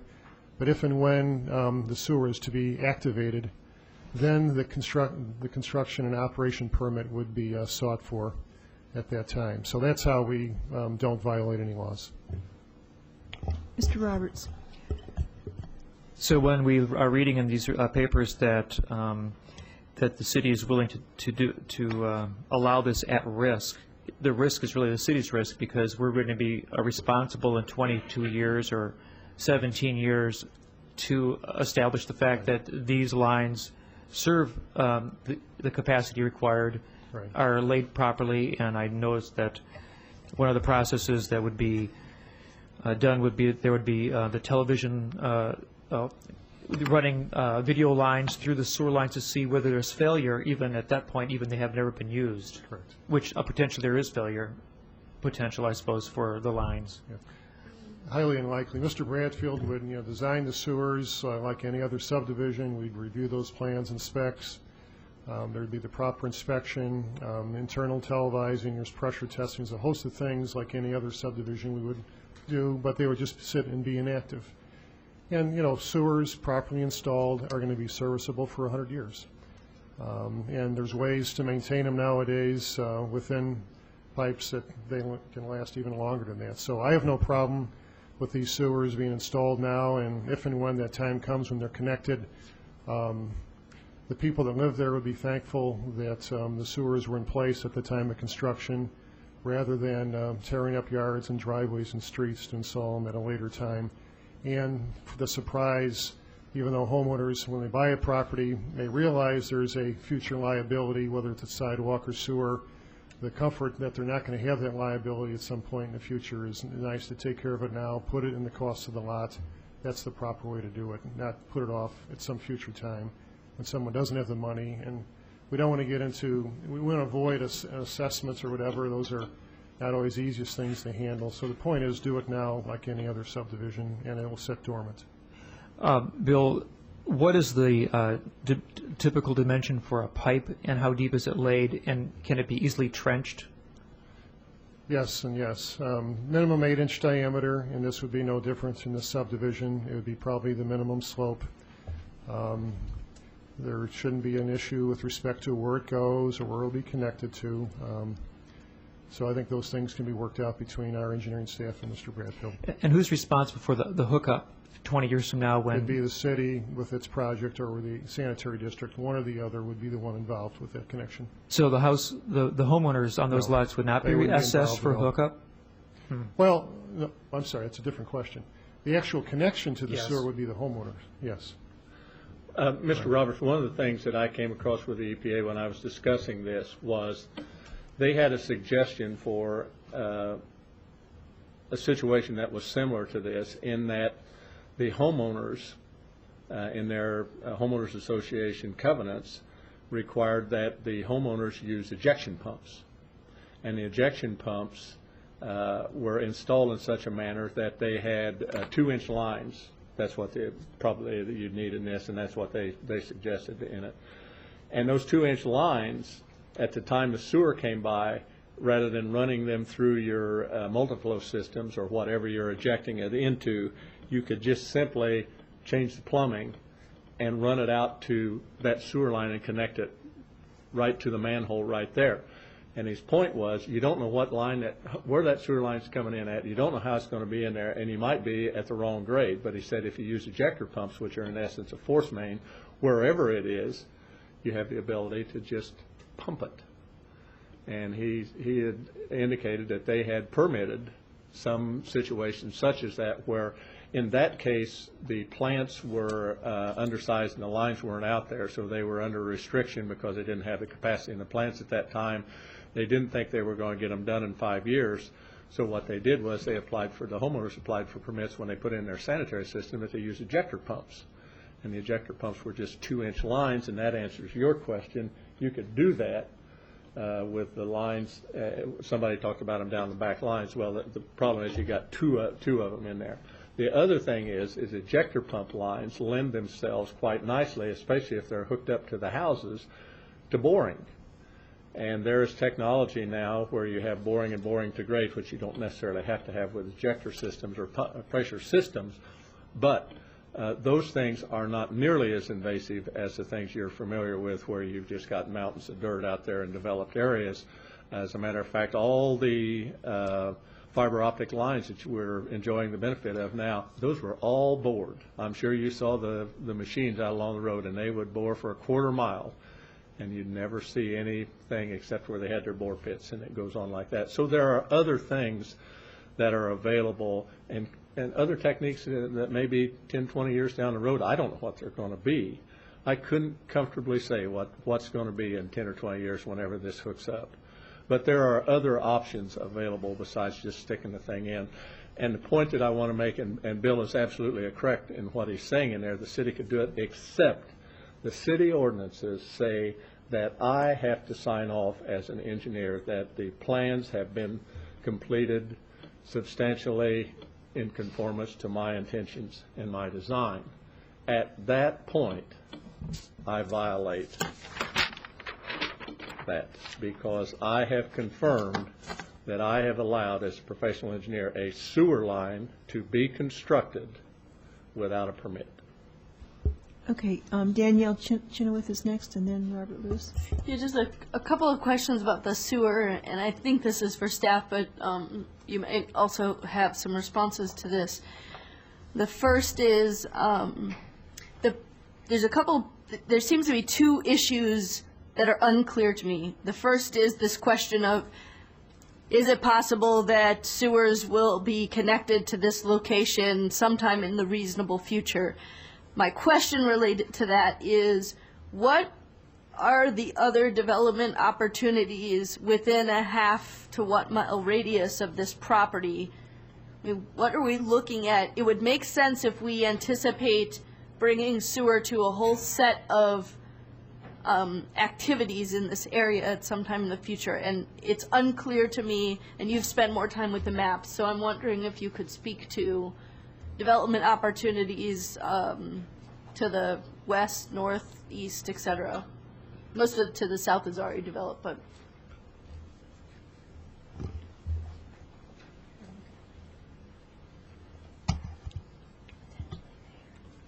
Right. Thank you. Well, on the future land use map in the comprehensive plan, it's showing this and to the north and to the east a little bit, showing for residential. Just a little bit west of that, you've got brownfield woods, and obviously that's not going to develop. To the south, on the south side of Airport Road, we're showing rural residential. That area is likely to be low-density residential along there. and is all that septic right now? To the south, that's how they have their sewer system, is septic? Right. Okay. Any home that's to the south side of Airport Road in that area and east of High Cross Road, it would have to have septic because there's no sewer lines there. Okay. The other factor to remember is that the sewer district isn't the one actually running sewer lines. It's really the developers as needed. They run the sewer lines from the development to the sewer system. I see, okay. And so that's another important factor to So keep it's in mind. driven by development choices in this area? Right. Okay. Right. So it may be that the sewer district doesn't have a plan to run a sewer line to this specific site or this area, but they don't necessarily have plans to run sewer lines to any outlying area for the smaller lines. You know, it's really development driven, so that if a developer wants to develop, they run their sewer line from their development to connect into the system. Okay. And one thing for us to be looking at is the precedent we're setting in terms of allowing septic. I mean, we're not really looking at this particular case. We are looking at peculiarities, but if we were to do that, then we have to look at what the precedent would be for allowing these septic in developments throughout this area. Okay, the second question that's unclear to me is, there's been some discussion that if septic systems fail at these properties or other properties, that the city will have some responsibility in the situation. That's strange to me, because I know that if my roof fails, the city doesn't have an opportunity, it doesn't have an obligation. I got to put a new roof on. I don't care how expensive it is. It might be $50,000. I got to put a new roof on. So why is it, I don't understand the argument that the city would have some role to play if the septic system fails. Why isn't it the case that the homeowner would be required to install a new septic system? Well, I can answer that just a little bit, and then Bill probably has a better explanation. But with your house, you can put a new roof on it. But with sewer, you have to, you can't just put in a segment of new sewer line. You have to have coordination and run it throughout the entire development or the subdivision. So who's going to coordinate that? Who's going to pay for it? You can pay for the individual home, but you can't put in a segment of a sewer system. I used to live in a town where they required everyone to pave their own alley. And when we bought our house, the alley was a complete disaster. And I thought, oh, well, we'll just go out and pave it. I naively thought that. And then after buying the house, you realize, well, I can only pave to the center of the alley, and there's a church right behind me, and they don't have any money. And so I would have to go through and get all property owners on that alley to agree to pave exactly at the same time, and everyone has to have the money, and everyone has to be able to do it at the same time. And it was a really burden to get that alley paved. We never got it paved. So just, I thought a septic system is particular to an individual home. Are you saying that in this case there would be a single septic system for multiple homes, or wouldn't each septic system be owned by its own homeowner, Norm- and therefore they would be required to replace that individual septic system if it failed.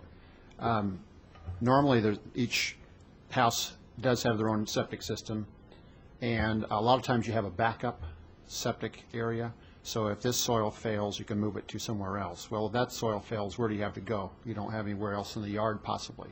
That's one scenario. So if you have if a really large lot, you may have all kinds of backup areas to go to for septic fields. But if you have a smaller lot, you may not have much room to go for a backup septic system. And how big is a septic field, just for us novices in septic systems?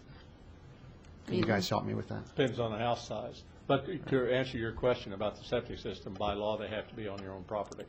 You can't have your septic field on another person's property. And so if your septic system fails, you're required to do something about it because it's your problem, it's your property. Your neighbors will complain because of the smell, the health department will come out, and fortunately, the solution does not involve firearms. But I do believe the problem involves rats or things like that. Well, it involves a lot of things, but the size of the septic field is dependent on what the homeowner, whatever they want to have out there. If they want to take a shower every 2 hours, got to have a bigger field. Okay. So those are things. But the answer to your question about septic fields is they have to be on the property that they're surveying. Can't get them across. It's a common thing for surveys when we go out and we survey a property and they want to break out a house. And they say, we just want an acre here, except when you go out and you do the survey, you figure out that their leach field is off over by the barn, and that's more than that, and you can't break it out until you include the leach field in it. Okay. Dennis Roberts. Bill, did you want to, you were okay with that comment before I talk? Yeah, I would just add one more thing. That is the property owner, private property owner's responsibility to maintain, repair, whatever the private septic system, and especially in the absence of a public sewer. If a public sewer is there and functioning, then if the septic field fails, the health department's going to say, time to connect to the public sewer. Who's the health department going to say that to? To that property owner that has a failed septic system. And so one of the solutions in that moment would be that the property owner has to run the sewer all the way down to the public sewer. Property to the public sewer. And they would do that at their expense. That's correct. Okay. That's correct. Yeah, but the city doesn't pay for any repairs of the septic system on private property. It was just some of the notes in looking at, it seemed like there was this liability issue where we really have to require this because we would assume responsibility in the case of a failed septic. Thank you for the clarification. Yeah, that's right. Robert Lewis is next. Briefly ask a question about, I understand the property owners here would be responsible for their own septic area, but I think we need to understand a little more about the specifics of a septic system and how long it can last. I know I heard some comments earlier that the land is very conducive to having a leach field and being able to last at least 30 years. The ordinances require that we take percolation tests in the area, and the percolation tests have been taken, and they're found to be suitable in this area. So the percolation tests have met the standards required by law. The performance of septic fields, and Bill will testify to this, subdivisions are they're a catch-22 situation because we go out and we take those leach field tests out on the ground before anything is ever done. And then we generate all this dirt from the detention basins, the street and everything, and we build the lots up. And we build the lots up with clay because that makes good lot stuff. And so what happens is that percolation test is really not worth very much because you've compacted the dirt. They compact it when they deposit it. And the idea, I was the first engineer in this area that said, here's an area that I don't want you to do anything in. Leave this be in maiden ground, and that's where I want you to put the septic field in. And at that point, I did it down in Philo, and at that point, the health department started picking up on that, where they'd like to have an area that it doesn't do it, because the instant that you compact the soils, then you change everything, don't you, Bill? Everything changes. Now, those tests that we take aren't worth a, pardon my language, tinker's damn at that point. The performance of leach field is based on the quality of the soils that you're in. They have to have the capability of accepting the flows. And in this area, generally, they will. What happens is the instant you apply any kind of compaction to those things, you use up all the voids, and they can't accept that anymore, and so your septic fields start to fail. When the septic fields fail, also, it's a matter of maintenance. If the owners don't pay attention to what they're doing, they're going to fail. It's just like your roof. It's like anything else. You got to pay attention and include it in your annual maintenance review. Is this baby working okay? So to say a septic field is going to last 30 years, I think that's hoping. I think they will last 30 years with proper maintenance techniques. But to just say you're going to put it in the ground, it's going to last 30 years, I don't think it will. I think that's too long. I might make a final statement on what another option that you have that avoids this problem of what are we going to hook into? What's the treatment? In the permit that you fill out, Bill has to say what trunk line this is going to connect to, that is the city's.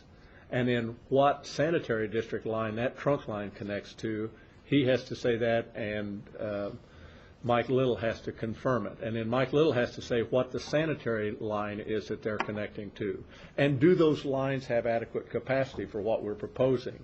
And where are they going to be served at? What is the plant that they're going to be served at? And does it have adequate capacity? That's why there can't be a permit issued. Is Bill and I aren't in the Sister Mary business. We don't know what that's going to be. And we can't fill those things out. We can't fill those things out. That's why EPA wouldn't approve them, is they're not going to let us fill something out that we think it's going to be this way.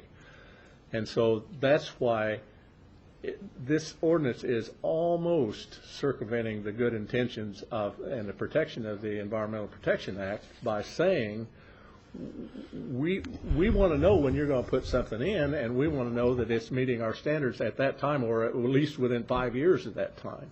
And to do something different than that is spitting in the face of the state legislators.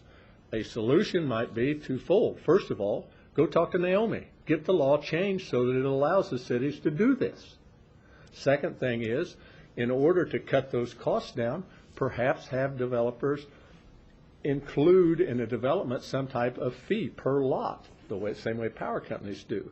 And if you put that fee in a money-bearing account, in 20 or 30 years, a little bit of money turns into a lot, and the city controls it. And because the staff of the cities now are better than any time that I can remember as a professional engineer, you got people that work for Bill that can design these things that will exactly meet the needs of the city. The problem is the money, and if you have that trust account sitting in there, they got the money too.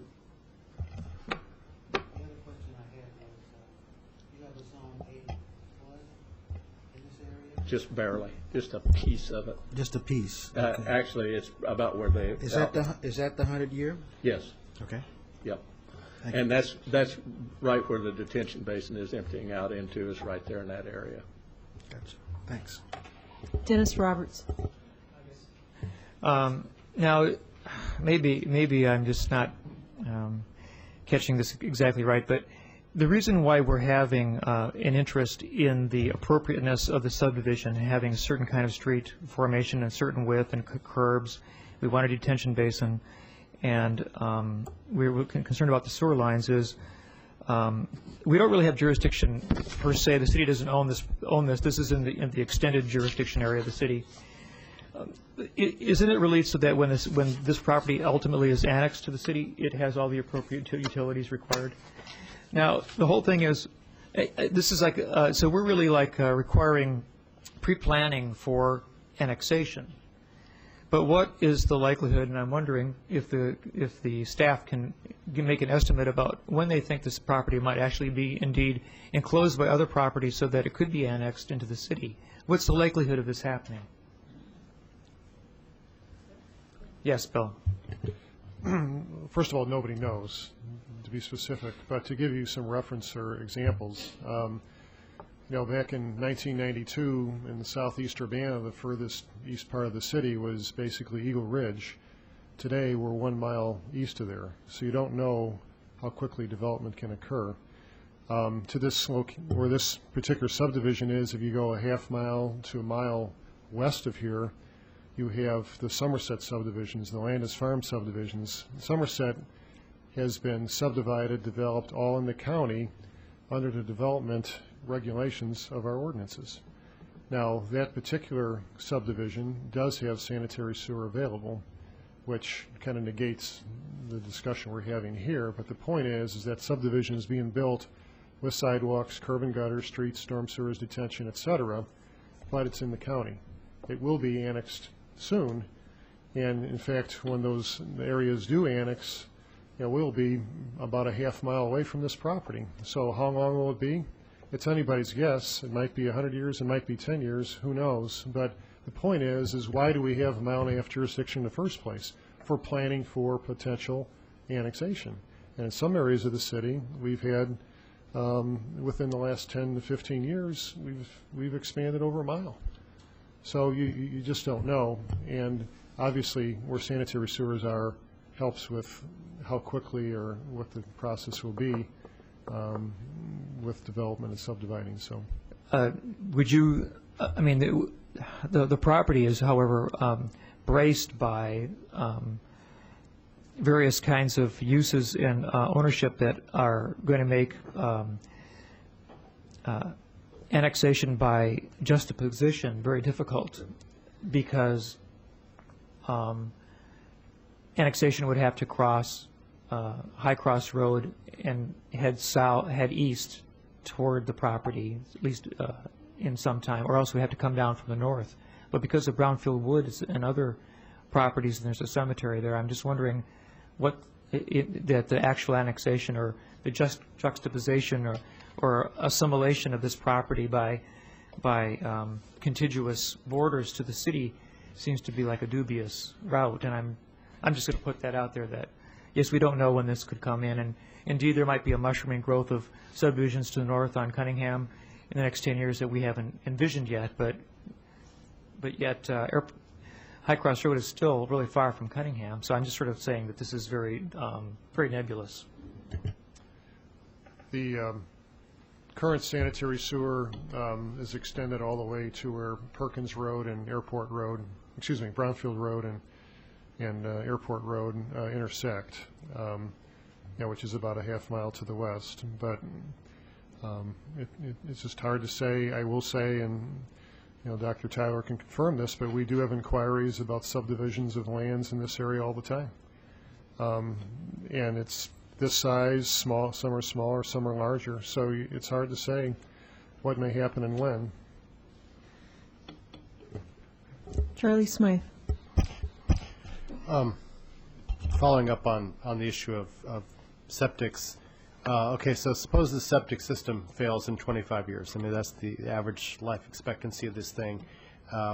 These lots are fairly large. How many other septic fields can be put into these properties?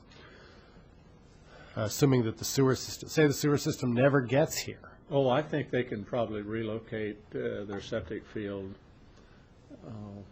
3 times. I think there's enough room on these lots to relocate them 3 times. We didn't see anything in the percolation test that indicated that there were any pockets that, wouldn't be good stuff. The other thing is they can change their type of septic system also. They can put the multi-flow systems in and those type of things that don't require the traditional leach fields and things like that. So there's also other things that are available to them. You always have these guys that sell these multi-flow systems say that it cleans the water up so good that we can drink it, but I've never seen them do it. Well, Carol's sitting right there behind you, and you say you've had your septic system is 30 years old, and they pump it every 7 years. And it's got enough leach field that it just causes no problem whatsoever. But you have a maintenance program that you have with it. Well, I maintain it myself, right. But you have it pumped every 7 years. Right. Okay. And so by having it pumped, do you expect it to last 50 years, or you just don't know? I don't know. And his system is really strained because it gets water over the top. Gets water of it, over the top, yeah. You know, and that immediately really kiboshes him. So his system, but he's doing exactly as Mr. Lewis asked, and I mentioned, he has some type of maintenance program that he goes out and he looks at it on a regular basis. One of the things that I've always suggested as an engineer on multi-flow systems, because multi-flow systems can hook directly into storm sewer lines, is that there be some type of legislation that says you have to have the filters in your multi-flow system verified every year. It's a licensed professional that has to do it. And if you don't, they either shut your water off or they shut your power off until you show proof to the city. Yeah, well, you know, funny that you should raise that because I heard, but I missed most of it. There was some discussion this morning about something going on at the legislative level about certain kinds of septic systems. That's what it was. That was the multi-flow issue? Okay. Yeah, that's been an issue for a long time. Okay. And I support that because that, if you shut the water off, then they can't pollute anything. And if you shut the electricity off, they can't pollute anything. They got to pay their bill in order for their house to be livable. Yeah. Okay. Okay, thanks. Dennis Roberts has another question. That it? Well, Debbie Or- has an answer too out there. Oh, Debbie wants to say something. Debbie Insana. You want to come up, sit in the other chair? Am I done? The microphone Oh. should carry your. I can sit right next to you. Oh, good. You know, are these gas pedals that we just push on these No, things? they're and not. the meeting Don't goes push them. Go Is that faster. what it is? This is pretty cool. Is that right? Well, you know, this EPA Act is just like, it's like speeding, you know. I speed all the time, and that doesn't mean that it's legal. It's just that I wasn't getting caught. So I'm just afraid if I sign on one of these sewers and I put them in, then they're going to catch me. And so now we've made it public, they'll know where to go look. So. Okay, Debbie, you wanted to answer something? Yes, I've lived with septic systems in 3 different states. They do last longer than 30 years. My husband's grandmother lived in a house that was 150 years old, and it was the original septic system she had the entire time that she lived there. She's 99, she doesn't live there anymore. But as long as they're properly maintained, they're installed in the proper soil, they can last forever. Okay, Brandon? I just had a brief process suggestion. I think I would suggest, if other members agree and are done with questions, that we stop the sort of public input type session and begin the actual discussion session. And I liked Dennis's suggestion of going through the waivers one by one now that we've heard a lot of issues, asking questions and discussing each. If people are done with their formal questions, I'd suggest moving on to that next step. Did you have another question? No, actually it wasn't. Okay. So All right. that's appropriate. All right. Thank you so- very much for your time. Thank you.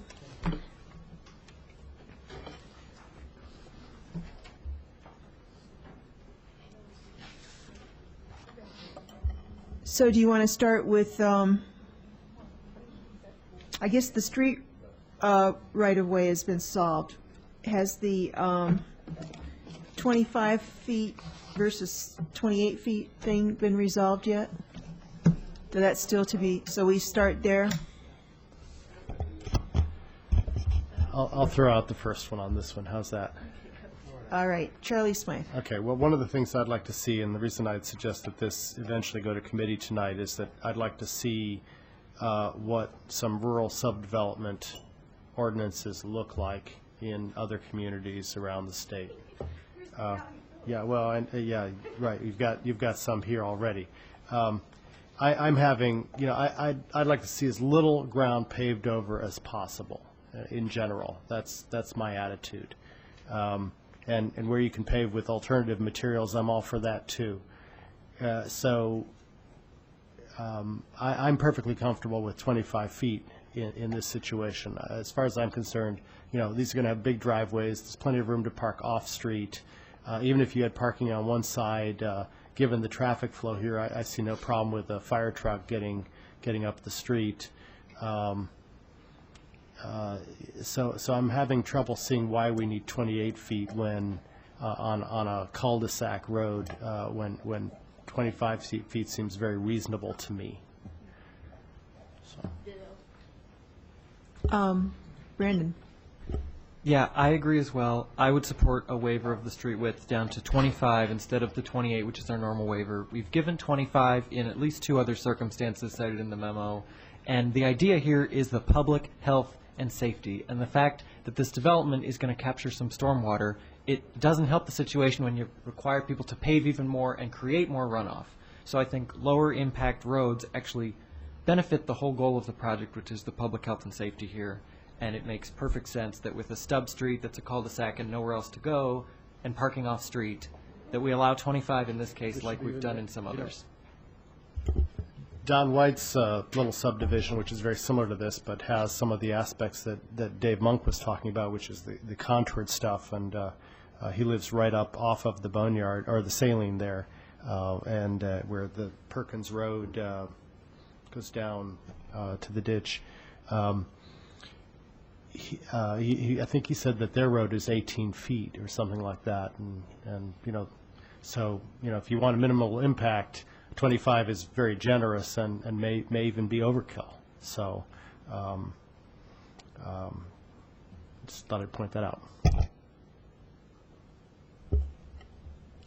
Robert Lewis. When I look at all this, I really don't think it's something we need to.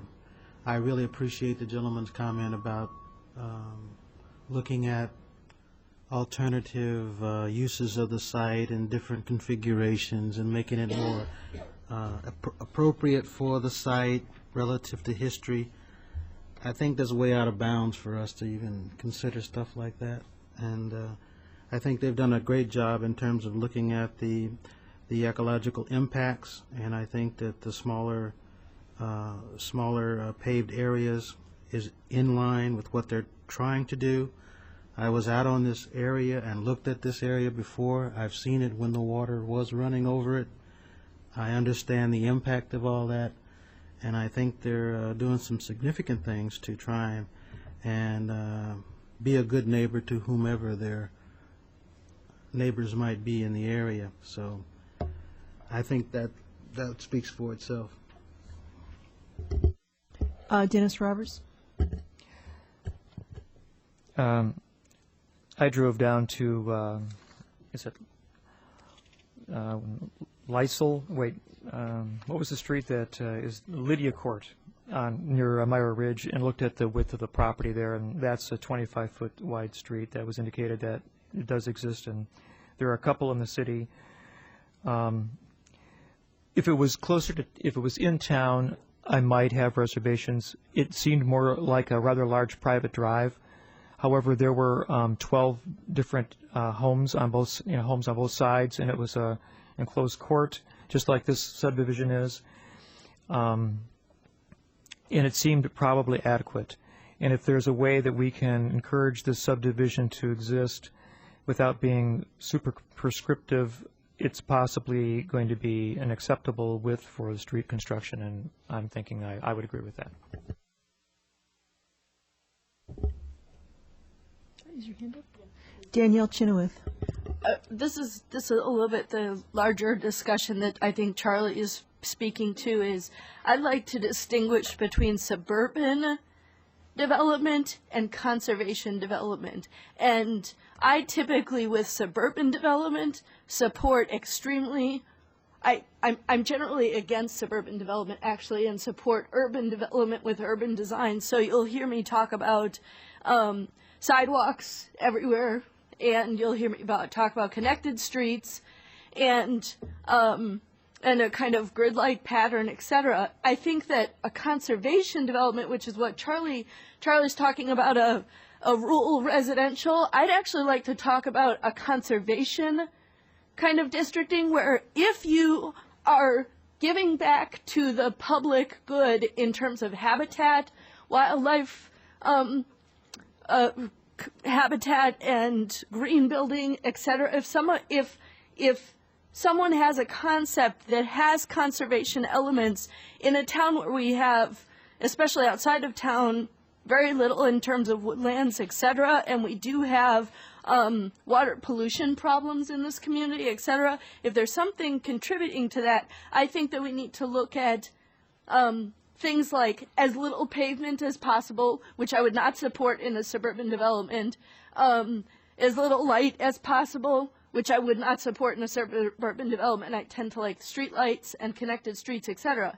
So in this case, this is probably the only project I will support no sidewalks on in my entire time on council. And the reason is because the vision for this is so different. It's not just suburban, it's conservation. It's not just folks who want to, a developer who wants to make it cheaper and at the expense of children's safety. In this case, I don't see a safety problem because I think people will be visiting each other through walking through the lots. They're not going to go down to the street, etc. So I support in this case, because I see it as a conservation, the public benefit is so great in terms of conservation, I supported no sidewalks on either side of the street and pavement at 25 feet. I generally support narrower streets as long as it's not a health and safety issue. And I know that our staff has looked at 28 feet. In this case, I think 25 feet is appropriate. But I would like us to really to learn from this process and consider public planned unit developments in rural areas, some kind of incentives for doing conservation outside of town that doesn't just give incentives for suburban development with big lots and big houses and big manicured lawns, but a conservation component to it. Lynn Barnes. I can support the 25-foot wide streets and no sidewalks. I have a little more consternation over the sewers, and I'd like to see this project move forward. I mean, it's a solid project with a lot of thought behind it, and I think it is an enhancement to the area. And if I lived out there, I'd want to live near it. So I think, I think I can go along with that, absolutely. But I think we're going to have to talk more about the sewers, in my opinion. Heather Stevenson. I would strongly agree with Lynn, and I would add to that as Deborah has done her homework and is talking about sewers and the other side septic, she's looking long term when it comes to sewer and saying this is going to be a part of the city. And so why not plan now for it to be a part of the city? We have maps drawn that make this area a part of the city. So I think Deborah has done a lot of forward thinking, and I appreciate that. And I think we do have to look more at sewer and what we're going to do. Dennis. Well, okay, there's a theme here, and I support it too. And I really like the concept of rethinking and perhaps coming up with new solutions, which would be like a conservation subdivision or development. And mainly because, too, we have properties that are at this point undeveloped, but border, the Boneyard Creek and riparian areas potentially to the north and to the west of this that are going to be coming eventually into consideration for some kind of use. And if we could establish a way of integrating these kinds of thoughts at this point before those conversations come to council, it would be extremely useful. And then just because of the, I'm also willing to reconsider the sidewalk issue completely. The house that I grew up on pretty much since the junior high school, it was in the Detroit area, and it's completely surrounded now by suburban fill-in to a massive degree. We never had sidewalks. As a matter of fact, when I moved in, it was a rye. It was farmland, and we planted rye for the first 2 years rather than grass to improve the soil. We never did have sidewalks in our neighborhood, and there was a large circle around which many of the houses were built, and the street was the play area, and we ran our bicycles and had bicycle races all the time around it. And even today, as I go home, the people who are seniors go around the circle, as they call it, because it's a quarter mile, and they can clock off, laps for health. Now, this is going to be a little bit of a different structure. It's going to be a lollipop on a long stick. But I suspect that because it's in a rural area and it has that kind of orientation, doing away with sidewalks entirely and using driveways and the street will suffice. And then I just did a visual survey this morning before I went to work, and I passed out these maps. And I should probably put this on the oscillate or whatever it's called for the public to see. But I did a visual survey of all the streets in the extended jurisdictional area of the city which don't have sidewalks currently. And I went to all the cul-de-sacs and all up and down Brownfield Road onto Perkins Road, and I went on to Airport Road, and I went completely up and down High Cross Road, and I could find no area except for a few some sidewalks on Shelley and Cindy Lynn Court where there were sidewalks currently. So we've allowed all these houses to be built in the past without sidewalk construction. And although we are asking for it in the new development, I guess, really we've changed our way of thinking about suburban development. But I think there's an awfully strong precedent that we've lived with no sidewalks for a long time, and it sounds like a cul-de-sac property in a rural subdivision. Considering all the other things that we're gaining from it, we can waive the sidewalk issue. Charlie Smythe. But I think as Brandon sort of described earlier in talking to Debbie, was that you'd still keep a provision for sidewalks just in case at some future date connectivity need, and don't know where, so you keep that in the covenants or whatever. So I think but not require them at this point. But not require them at this point. Yeah. So that brings us to the sanitary issue. I think the maintenance agreement can be worked out. And I think that's just language. But what do you do about the sewer system? I mean, clearly septic is going to work here if done properly. It works in other houses in this area. People will have to learn how to take care of them and so on. I mean, people have been doing it for a long time, so I'm sure that'll work. But what it is we can't divine the future here, or how the septics or how the sewers are going to work. I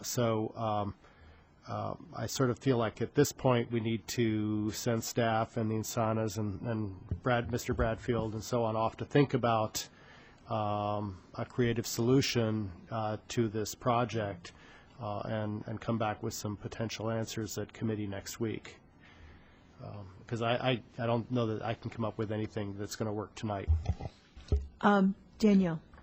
I found the thought of considering the fee per lot of the buyers of the land that can be used later to put in a sewer to be a really great idea for us to consider. And that way we're not stuck, or a future homeowner who doesn't know is not stuck with that situation. So I think that Charlie is correct in thinking, there should be a brainstorming of possible alternatives in this situation. I think I would like to see this project go forward, and it's my understanding from talking to the petitioner today that she believes that this project cannot go forward and require sewer system connections. And that it's somewhere between $30,000 and $50,000. I do raise the question of why that $30,000 to $50,000 can't be divided amongst 12 lots in thinking about whether to create this situation. So I'm not 100% convinced of that argument.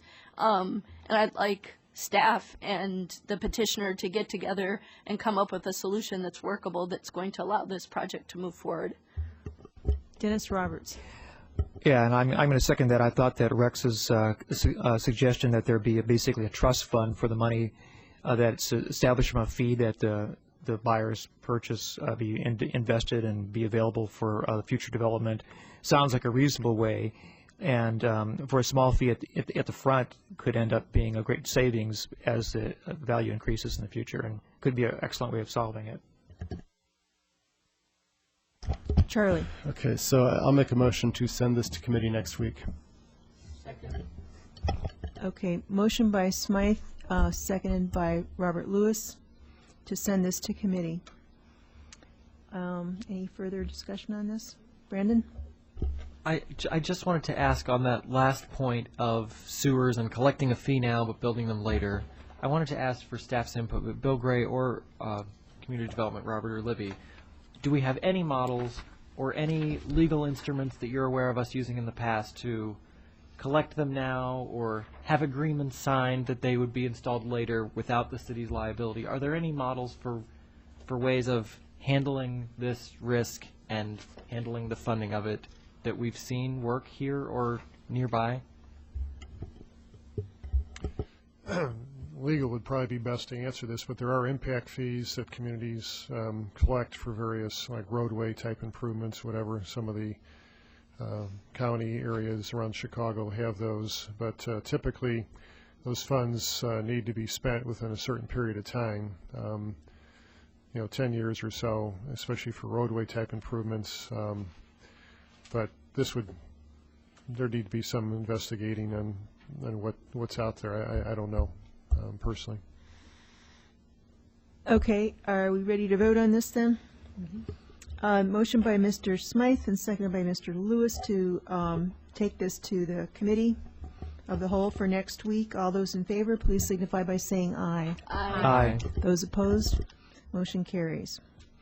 Okay, more work to do. Next, we are going to have an update of our council common goals by Bruce Walden.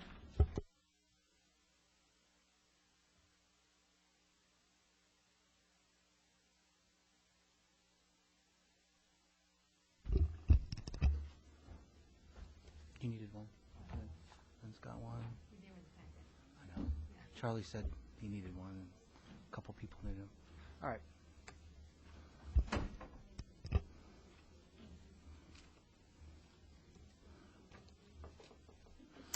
So Councilmember Smythe had suggested that we do a public update of our goals, and I agreed. And what I've done is simply add some narrative to the other two updates that we've done.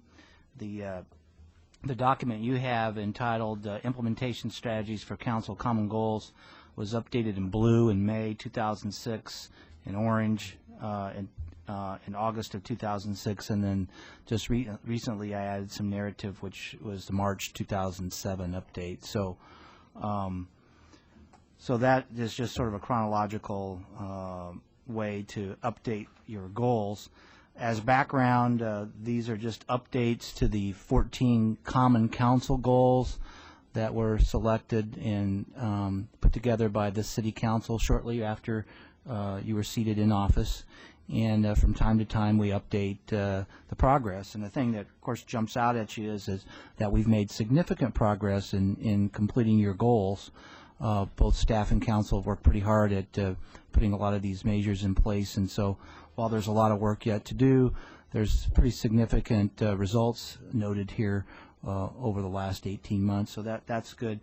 Also, the other thing that kind of jumps out at you is this list isn't comprehensive, of course. There's many other things that we do that don't quite fit into these 14 goals, whether they be union contracts or enforcement of the new smoking ordinance or consolidation, for example, of our sewer benefit fee into the UCSD billings. There's just a lot of things that aren't noted here, or completion of our annual maintenance projects and CIP. A lot of these things aren't noted here, but what I've tried to do is just update those things that are related to the 14 goals that this council and staff have said are important. Now, what I could do here is just kind of go through each of them. I don't think it'll take too long just to give you a brief update. I know later you might want some more discussion, but just to start off with on public safety, the primary goal there is provide police and fire service at a level needed for all neighborhoods. There's several entries here. The most recent one is in green. It's just an update of where we are. As you can see, we continue to struggle to always fill these positions. The bad news is we're about where we were in terms of people on the street a few months ago. The good news is it looks like we'll be receiving several of these people back from duty injury. We have 3 in the field training procedures that we follow right now in terms of orientation. So they'll be coming on in not too distant future.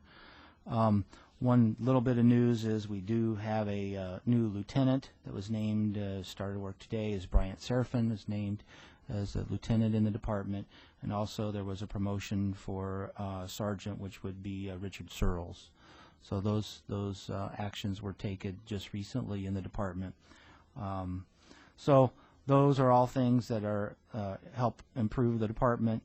Also, another highlight I wanted to throw in there is that the street crimes unit is back up, and I know Chief Bealey's a better person to update you on that, but certainly from his opinion, has produced very good results in terms of some of the things that we wanted to do in terms of neighborhood safety. So those are some of the things that are going on there in terms of police strength. You also are fully aware that we adopted the FOP contract along with the CRB application as it relates to that contract. We also have a business relationship with former City Attorney Jim Gitz to actually work on the ordinance, which is to be done in the next month or so.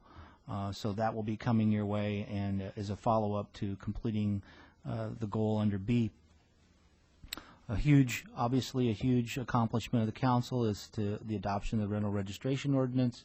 Of course, staff is busy implementing that and all the things that are necessary, staffing and otherwise, to move forward with rental registration. In terms of the economic development program, a lot of this focused on Philo Road. This is a major issue for the city council. The city has experienced quite a bit of, there's a lot of work to do, but the city's experienced quite a bit of success in terms of the things that we had dreamed of accomplishing on Philo Road. A lot of those are coming to pass. Just as an update, if you look at entry number 37, the revised Kmart site plan that you approved 2 months ago, it's now, if you go out there, you'll see the buildings are going up. We're working on the new Walgreens plan for Sunnycrest, the Meyer project. You approved the financing agreement to move forward with Meyer and construction of Windsor Road, at least a portion of Windsor Road. You can see Prairie Winds is pretty far along compared to where we were at the last council update. Amber Point's construction Amber Point's Phase 4 under construction. Of course, the Pines commercial subdivision has announced some new commercial tenants for that project. It's dirt's being moved and it's underway. We're reviewing plans for Carl, the Windsor South Clinic plans there, and of course we've started very initially looking at some streetscape landscape type planning for that Philo Road corridor, which was direction of the City Council. So lots going on in that goal, many accomplishments. Florida Avenue Extension, just the update there is design is underway. We have set some internal goals in terms of staff retention. I noticed that in B. In terms of the general development along Cunningham Avenue and beautification, as you know, 5 Points is under construction. There will be actual physical construction on one of the outlots starting in the very near future, which is the University of Illinois Credit Union. We're just beginning and just have begun to put out an RFP for some of the beautification concepts that we want to try to implement per council direction along Cunningham Avenue. So that's something that all of these projects, obviously we couldn't do everything at once. Some of them follow others, and it's just over time we're getting to them, and this is one that we just have gotten to. Development around 130 and 150, of course, you're familiar with much of what's going on there. I think a major highlight for the council would be the approval of the interceptor agreement with UCSD, which happened just recently. And of course, we're in the process, and you'll hear a lot more about the annexation and site plans and construction proposals from Menards along 130.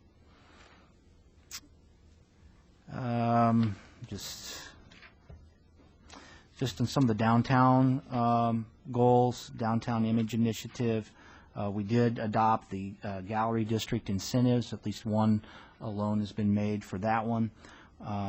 We do have re-tenanting underway of several Main Street buildings and have entered into parking agreements for the reuse of Masonic Building, for example.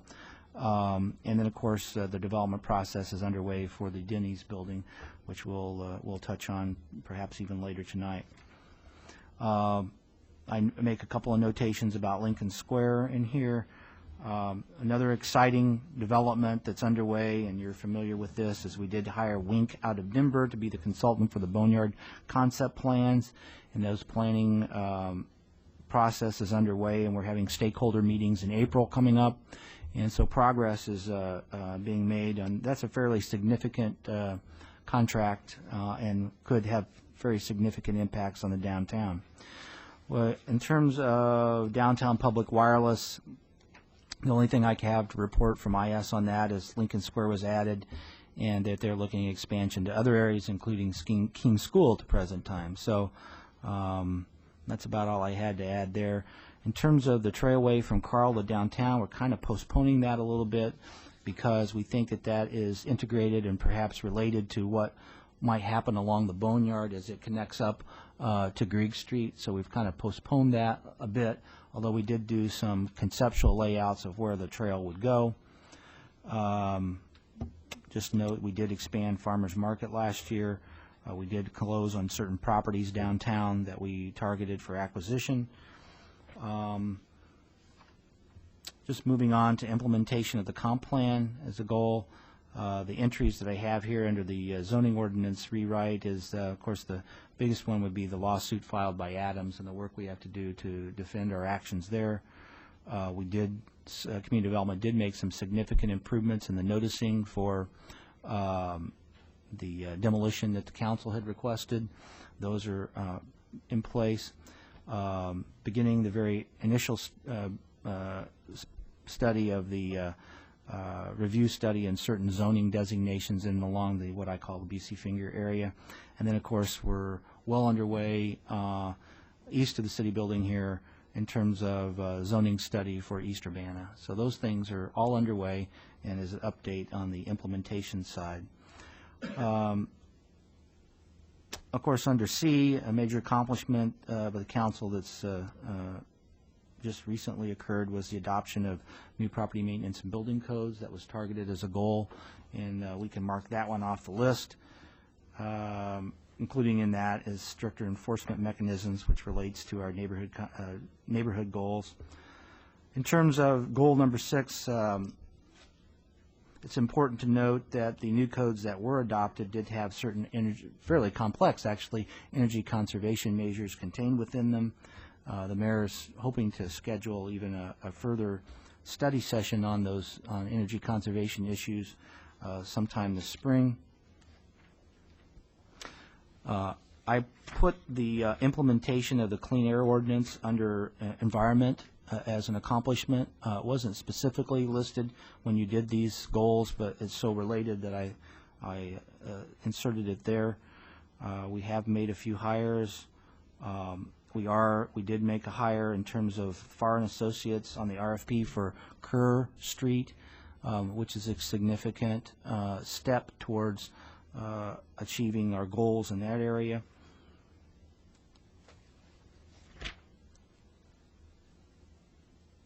In terms of B, we did learn that the state denied again the application by the developer for Lakeside, so that's an entry that's not a success, so we may have to spend some time on that. Under bicycling, of course, we have the new advisory committee, and we are working and have allocated some money in the CIP for the bicycle master plan.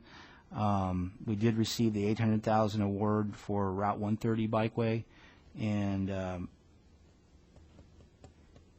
that's probably it in that area. In terms of the public arts program, I think we made some progress there. Of course, we've had the public arts coordinator, and just a few weeks ago we did appoint the public arts task force, and work is underway in those areas. Under Goal B, the mayor has requested the Historic Preservation Commission review the historic marker program, which was something that was discussed. I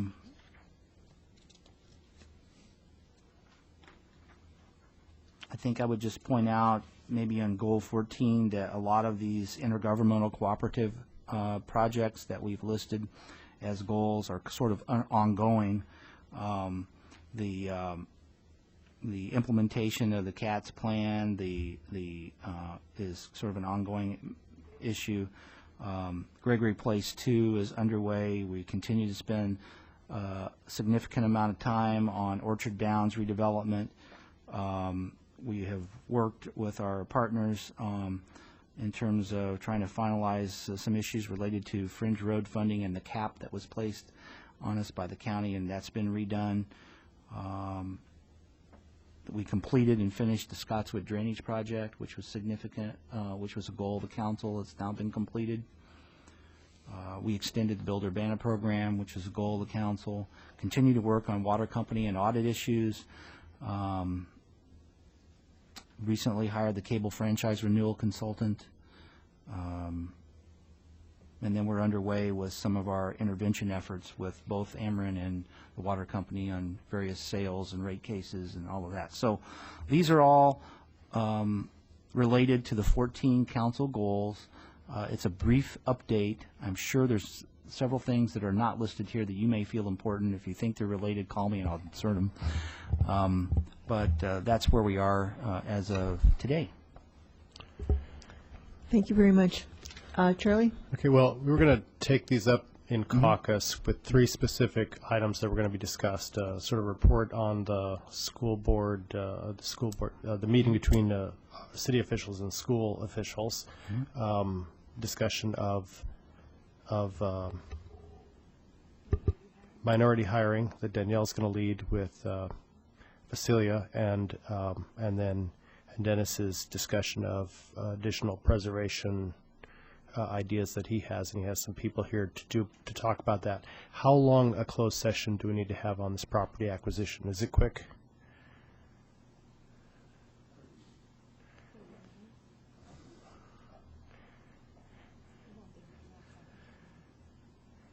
We've got okay. So we've got people here to talk about a couple of these things.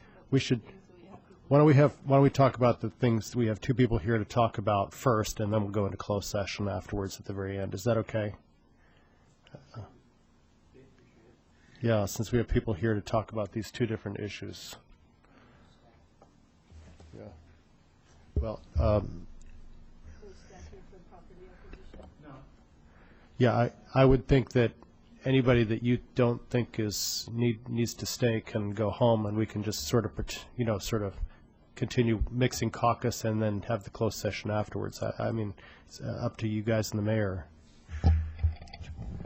Maybe we should just do one topic tonight, because I don't think we have time to really go over 3 topics. We're getting kind of...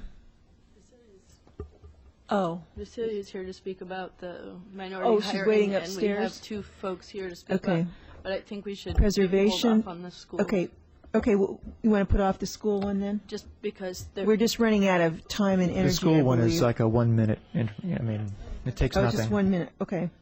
All right, so what do you want to do? You want to just do the closed session at the end? Yeah, let's do, Okay. Dennis, 15 All right. minutes enough to cover your topic?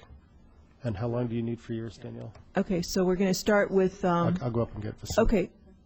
The problem is we got 2 different people conducting the meeting. Okay, you want to do... Oh, you go wanna ahead. do, No, you conduct it. You conduct it. Right, but you want to do the caucus, though, don't you? No, we don't need to do the caucus. We do it Okay, here. all right. Okay, council common goals, how about historic preservation? Dennis Roberts. Yeah, I can make it very brief. I mean, first of all, did you all receive the handout? If you didn't, I'm going to pass out. I emailed you this summary of my intent, of my interest in historic preservation. The reason why this has come up is because a couple of weeks ago I took a class at the library on doing a historic house research taught by Ilona Matkovsky, and she's in the audience, and I'm going to have her come up and explain the importance of my thinking here in a minute. And what we learned was that there were actually some very significant historic homes in our area, in the East Urbana area. So I asked what it would take to try to preserve them, because some of them are in danger of potentially being sold and perhaps, demolished. There's other, these things happen in our neighborhood, in the city, where we have quite a few historic, very significant houses, and To date, we have 5 homes or buildings in the city that have been designated as historic landmarks, which, when you think about how old some of our neighborhood homes are and the significance of the architecture, we have huge areas of the city that are kind of unprotected, and there could be a program to encourage greater participation in the landmarking process where the house meets the applicable guidelines, which are spelled out by the Historic Preservation Commission. One of these homes is in the East Urbana neighborhood, and I contacted the property owner, and I found out some very interesting facts. The man himself recently purchased a historic home and is refurbishing it using the appropriate methods and bringing together items to refurbish the house in the appropriate manner. But because the property that we discovered is a rental property, there are more hesitations, and I guess nobody's listening, so I don't know what to say about that.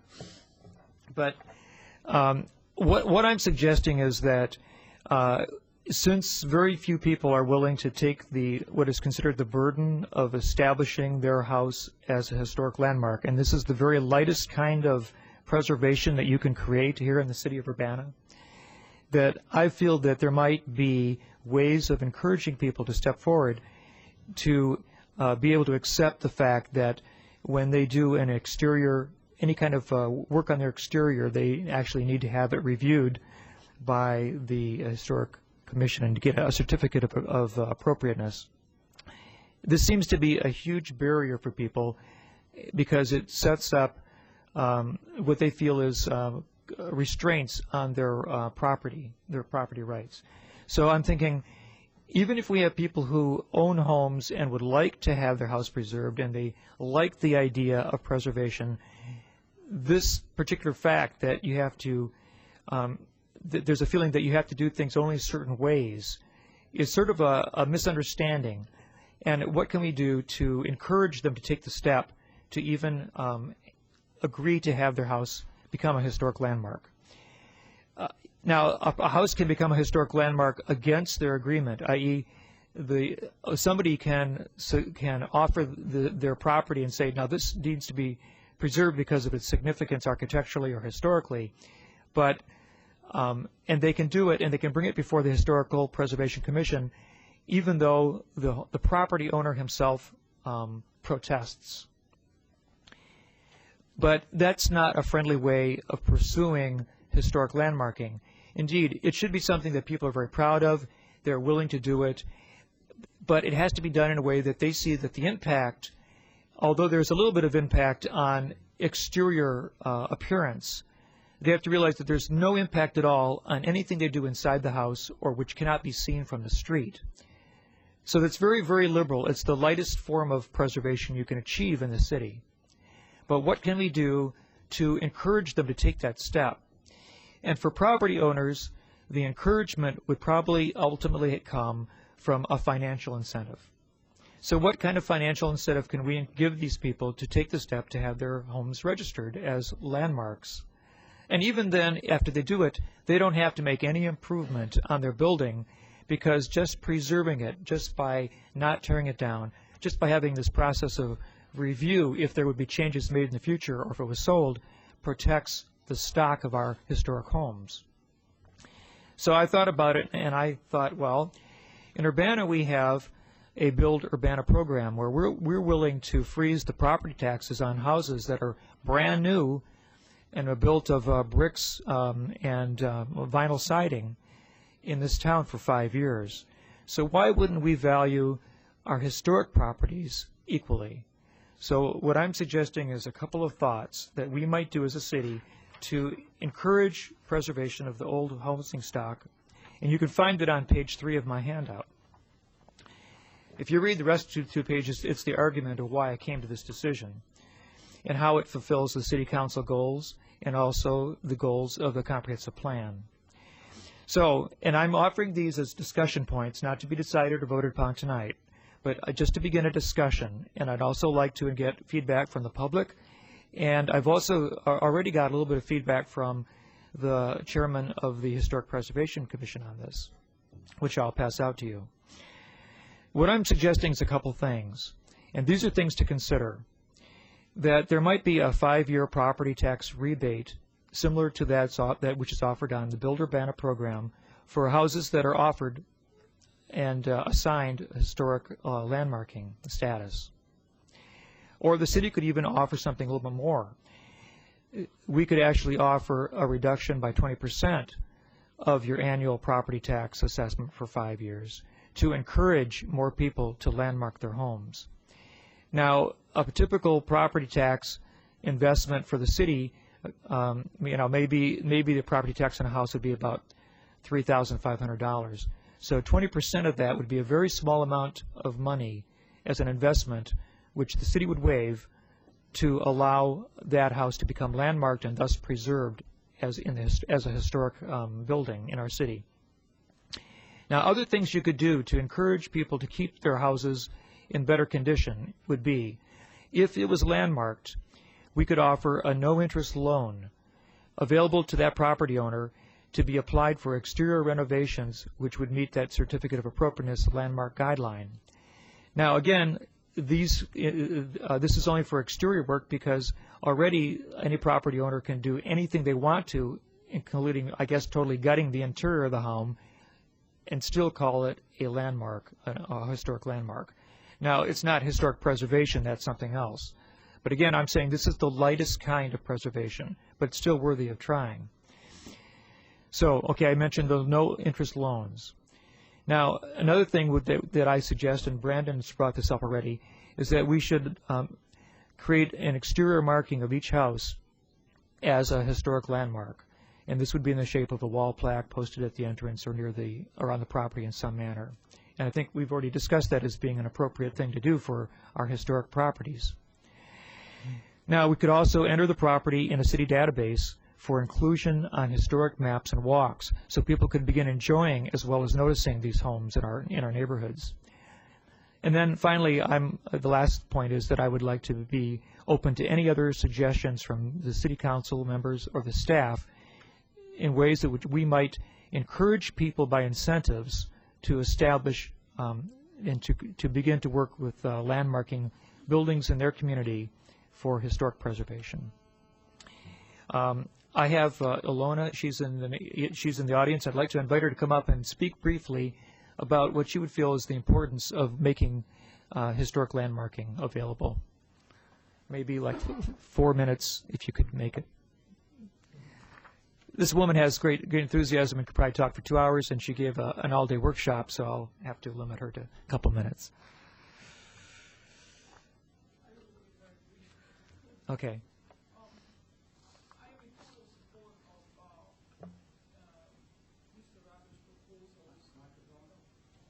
It's on, I think, Folks, but I'm just covering it. get it closer to you. Okay. I'm in total support of Mr. Roberts' proposal.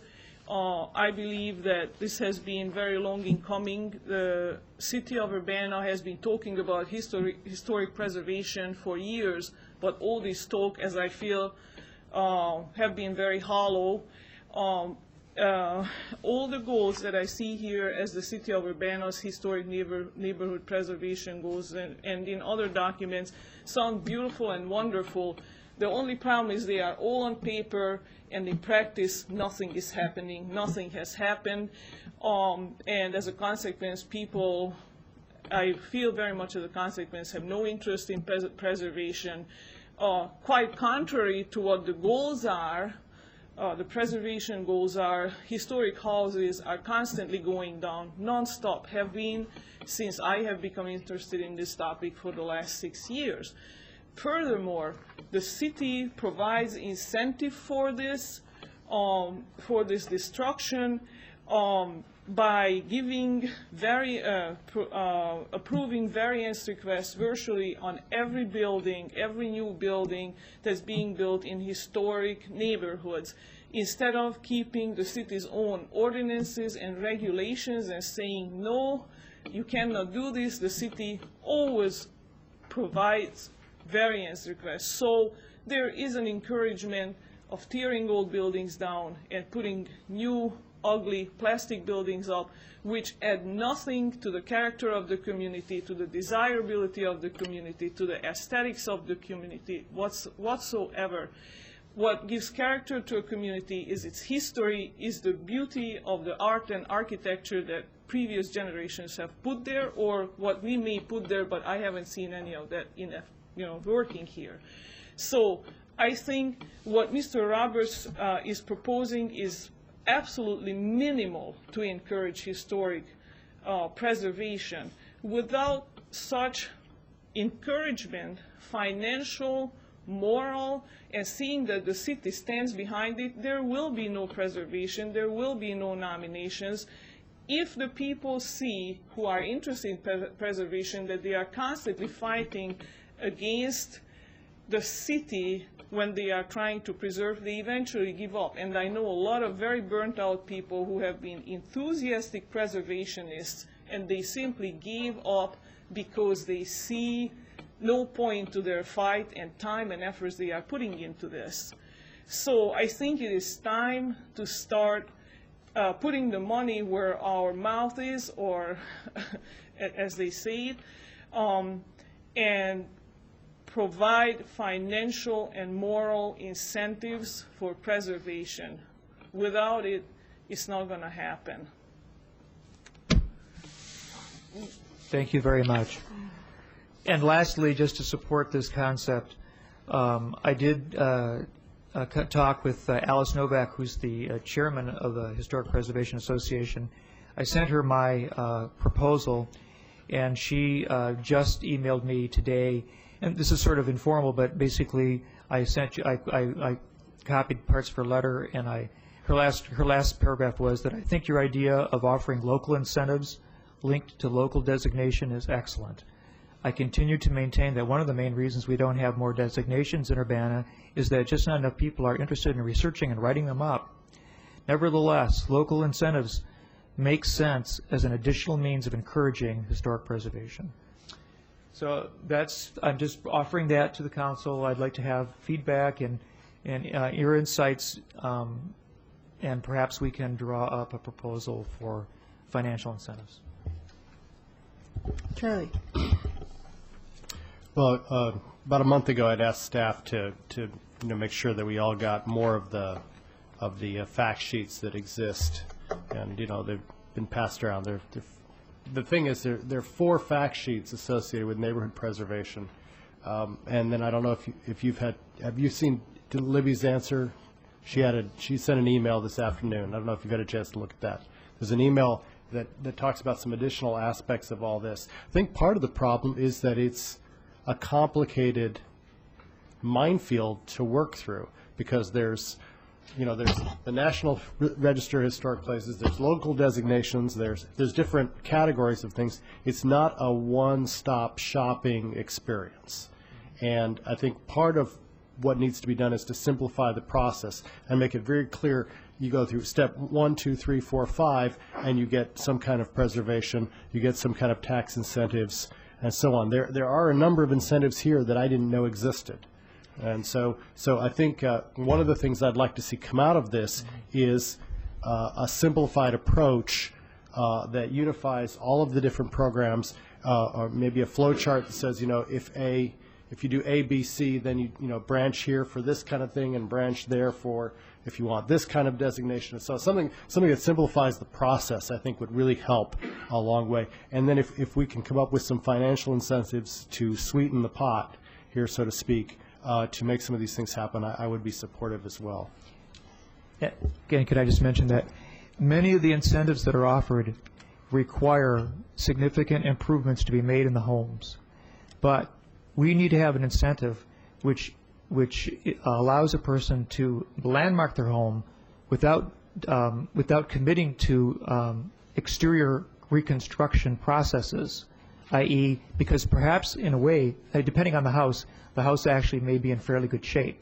Mm-hmm. And if it's only minor repairs that are required, they're not going to be able to draw the benefits of some of these programs, because they're only going to be doing minor repairs rather than serious reconstruction or renovations.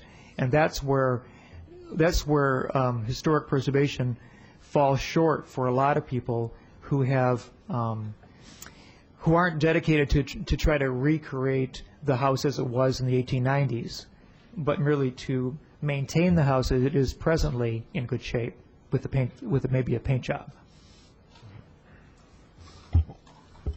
Okay.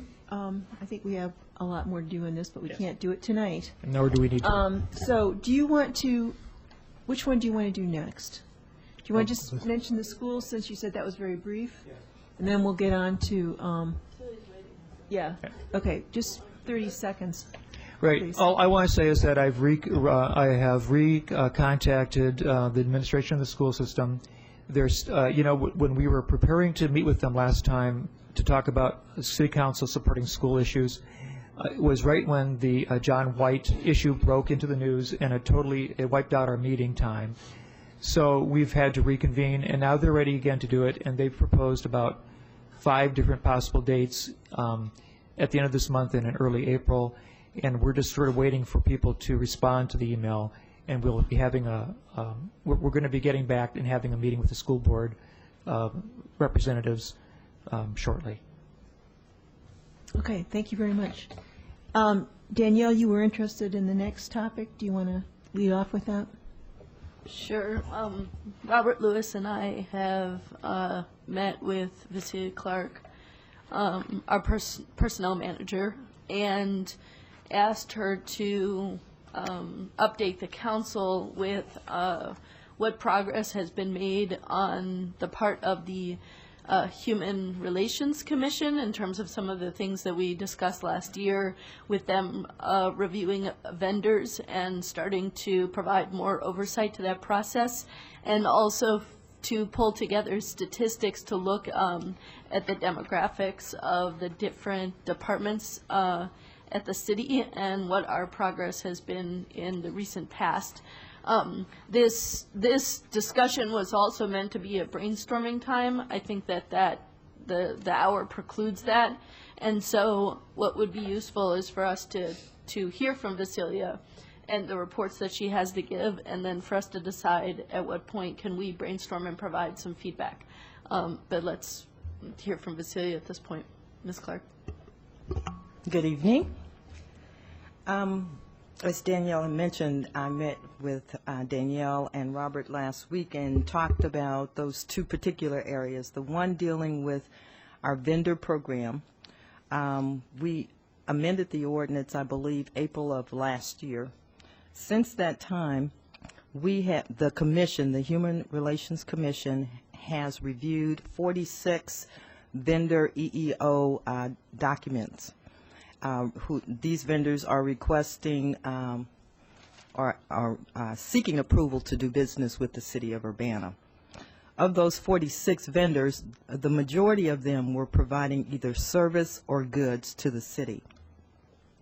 I know that one of the major areas that the commission is very concerned about has to do more with the construction contracts that are given out by the city or approved by the city.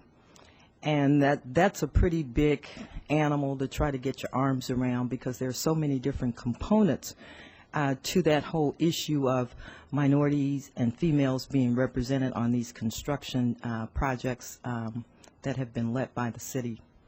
One of the things that the commission is committed to, and I have talked to the new Human Relations Officer, Todd Rent, is about an idea of trying to take a proactive approach to at least begin to try to dialogue with the smaller construction owners, the female construction owners, about the process or the qualifications that it will take just to qualify to do business with the city of Urbana. So what we're planning on trying to do is to put together some type of workshop where we can invite in individuals who can talk specifically about those things that a company has to have in place in order to be considered a responsible bidder by the city. And we're hoping to be able to do something early fall on that. The other aspect that we talked about the other day was the actual internal hiring and process within Urbana, as well as our minority representation, female representation within the city. Right now, we have about 12% minorities. That's in total. That includes African Americans, Hispanics, and Asians. One of the things that we struggle with is the proper types of resources to recruit, put our information out about our job openings, and hopefully being able to attract those individuals that bring the skills and talents necessary in order to be considered fully qualified to work here. We are in the process of trying to identify, we have been using some TV advertisement on the cable access cable channels. We've had some success with getting in a broader pool, I believe, in terms of diversity by using that venue. We're also looking at the types of testing that we do and how that may impact individuals who are interested in working for the city. So it's an ongoing process in terms of our internal efforts. One of the things that I have talked to our public safety managers about, that's fire and police, is, perhaps we need to be looking at going out on campuses that have a larger minority student population and kind of broadening that net. I think our police department is open to that idea. Once again, it's we have to be sensitive to budget issues, but that is one of the things that we are also looking at. And the thing that I have the greatest amount of passion about has to do with the fact that we have a fairly mature management team, and we're looking at probably over the next 5 to 6, maybe 7 years, an awful lot of folks may be leaving from up out of here. So we're hoping that we will be able to put together a succession plan that will address some of the great gaps that would be left in some of our department heads as they depart. So that's pretty much where we are right now. Okay, any questions for Vasilia? Danielle. So is it possible for council members to get the statistics that you had provided to Robert and myself? Absolutely. Okay. I think that in looking at this, just a comment, Vasilia mentioned the 12%. That includes seasonal and temporary employees. If we look at any of the employees with benefits of any sort whatsoever, including full-time and part-time employees, and we look specifically at African Americans, we're looking at about 8%. And in many of the departments, we're looking at 3 to 4% or lower in some departments. And so I think that we need to, and the community as a whole, we're about 1/7 African American. So we are falling short of what we need to be in terms of reflecting the demographics of our community. And so we should look at ways to be more aggressive with that. As Mayor has pointed out, the executive department doesn't have as much of an issue with the percentage minorities. It's quite a high percentage, but we can look at other departments and probably address on a department-by-department basis, because it really is different. As we, in our longer discussion, looked at the challenges of fire, the challenges of police, challenges of public works, and it's not kind of one size fits all. We are going to have to look at issues on each front. Robert Lewis. Well, as Vasilia ended up, and she said there's a lot of, we have a very seasoned, I'll call it, staff, and that seasoned staff will be leaving us. And it would behoove all of us to try and work together to try and bring about some equity with regard to minority participations within the city of Urbana. It has historically lacked, I'll say, brown faces around, unfortunately. And it's not unlike a lot of our parent communities as well. So we can be the leaders in our community in terms of, I mean, I know there's a lot of good talent out there that can be available to the city of Urbana. We just got to look in the right places. And I think that can happen, and this is part of our goals as a council, is to try and bring about equity in our community and in our city. And our first step is at home, and that would be with the city of Urbana. And one thing I've asked, that we look to make sure that the city itself is following the same standards that we set for the vendors that the Human Relations Commission reviews. Okay, anybody else? Mayor? Charlie? Yeah, well, it seems like this is very timely, and Vasilia hit on the edge of what I think is important, which is, you know, the kinds of recruiting that you do, the types of testing you do, where do you find the people, and of course, each department is going to be different in how you go about doing that. It strikes me that as we go into the budget discussions here in the next couple months, that this be specifically addressed in the budget process, and that each department come up with some way of addressing their specific needs with respect to diversity, and that money be allocated in the budget for tackling these things as Vasilia has laid out. You know, one size isn't going to fit all, and so I would urge department heads to work with Vasilia on crafting something, and the mayor in terms of money and in putting something together for each department. Okay, thank you very much, Vasilia. It's getting quite late, so we were going to go into closed session. I need a motion.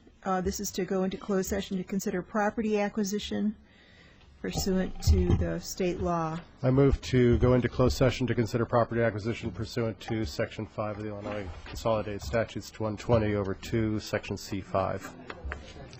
Okay, seconded by, motion by Mr. Smythe, seconded by Mr. Lewis. Could we please have a roll call? Would the clerk please call the roll? Ms. Barnes? Mr. Bowersox? Yes. Ms. Chenoweth? Yes. Mr. Lewis? Yes. Mr. Roberts? Yes. Mr. Smythe? Yes. Ms. Stevenson? Okay, we'll go into closed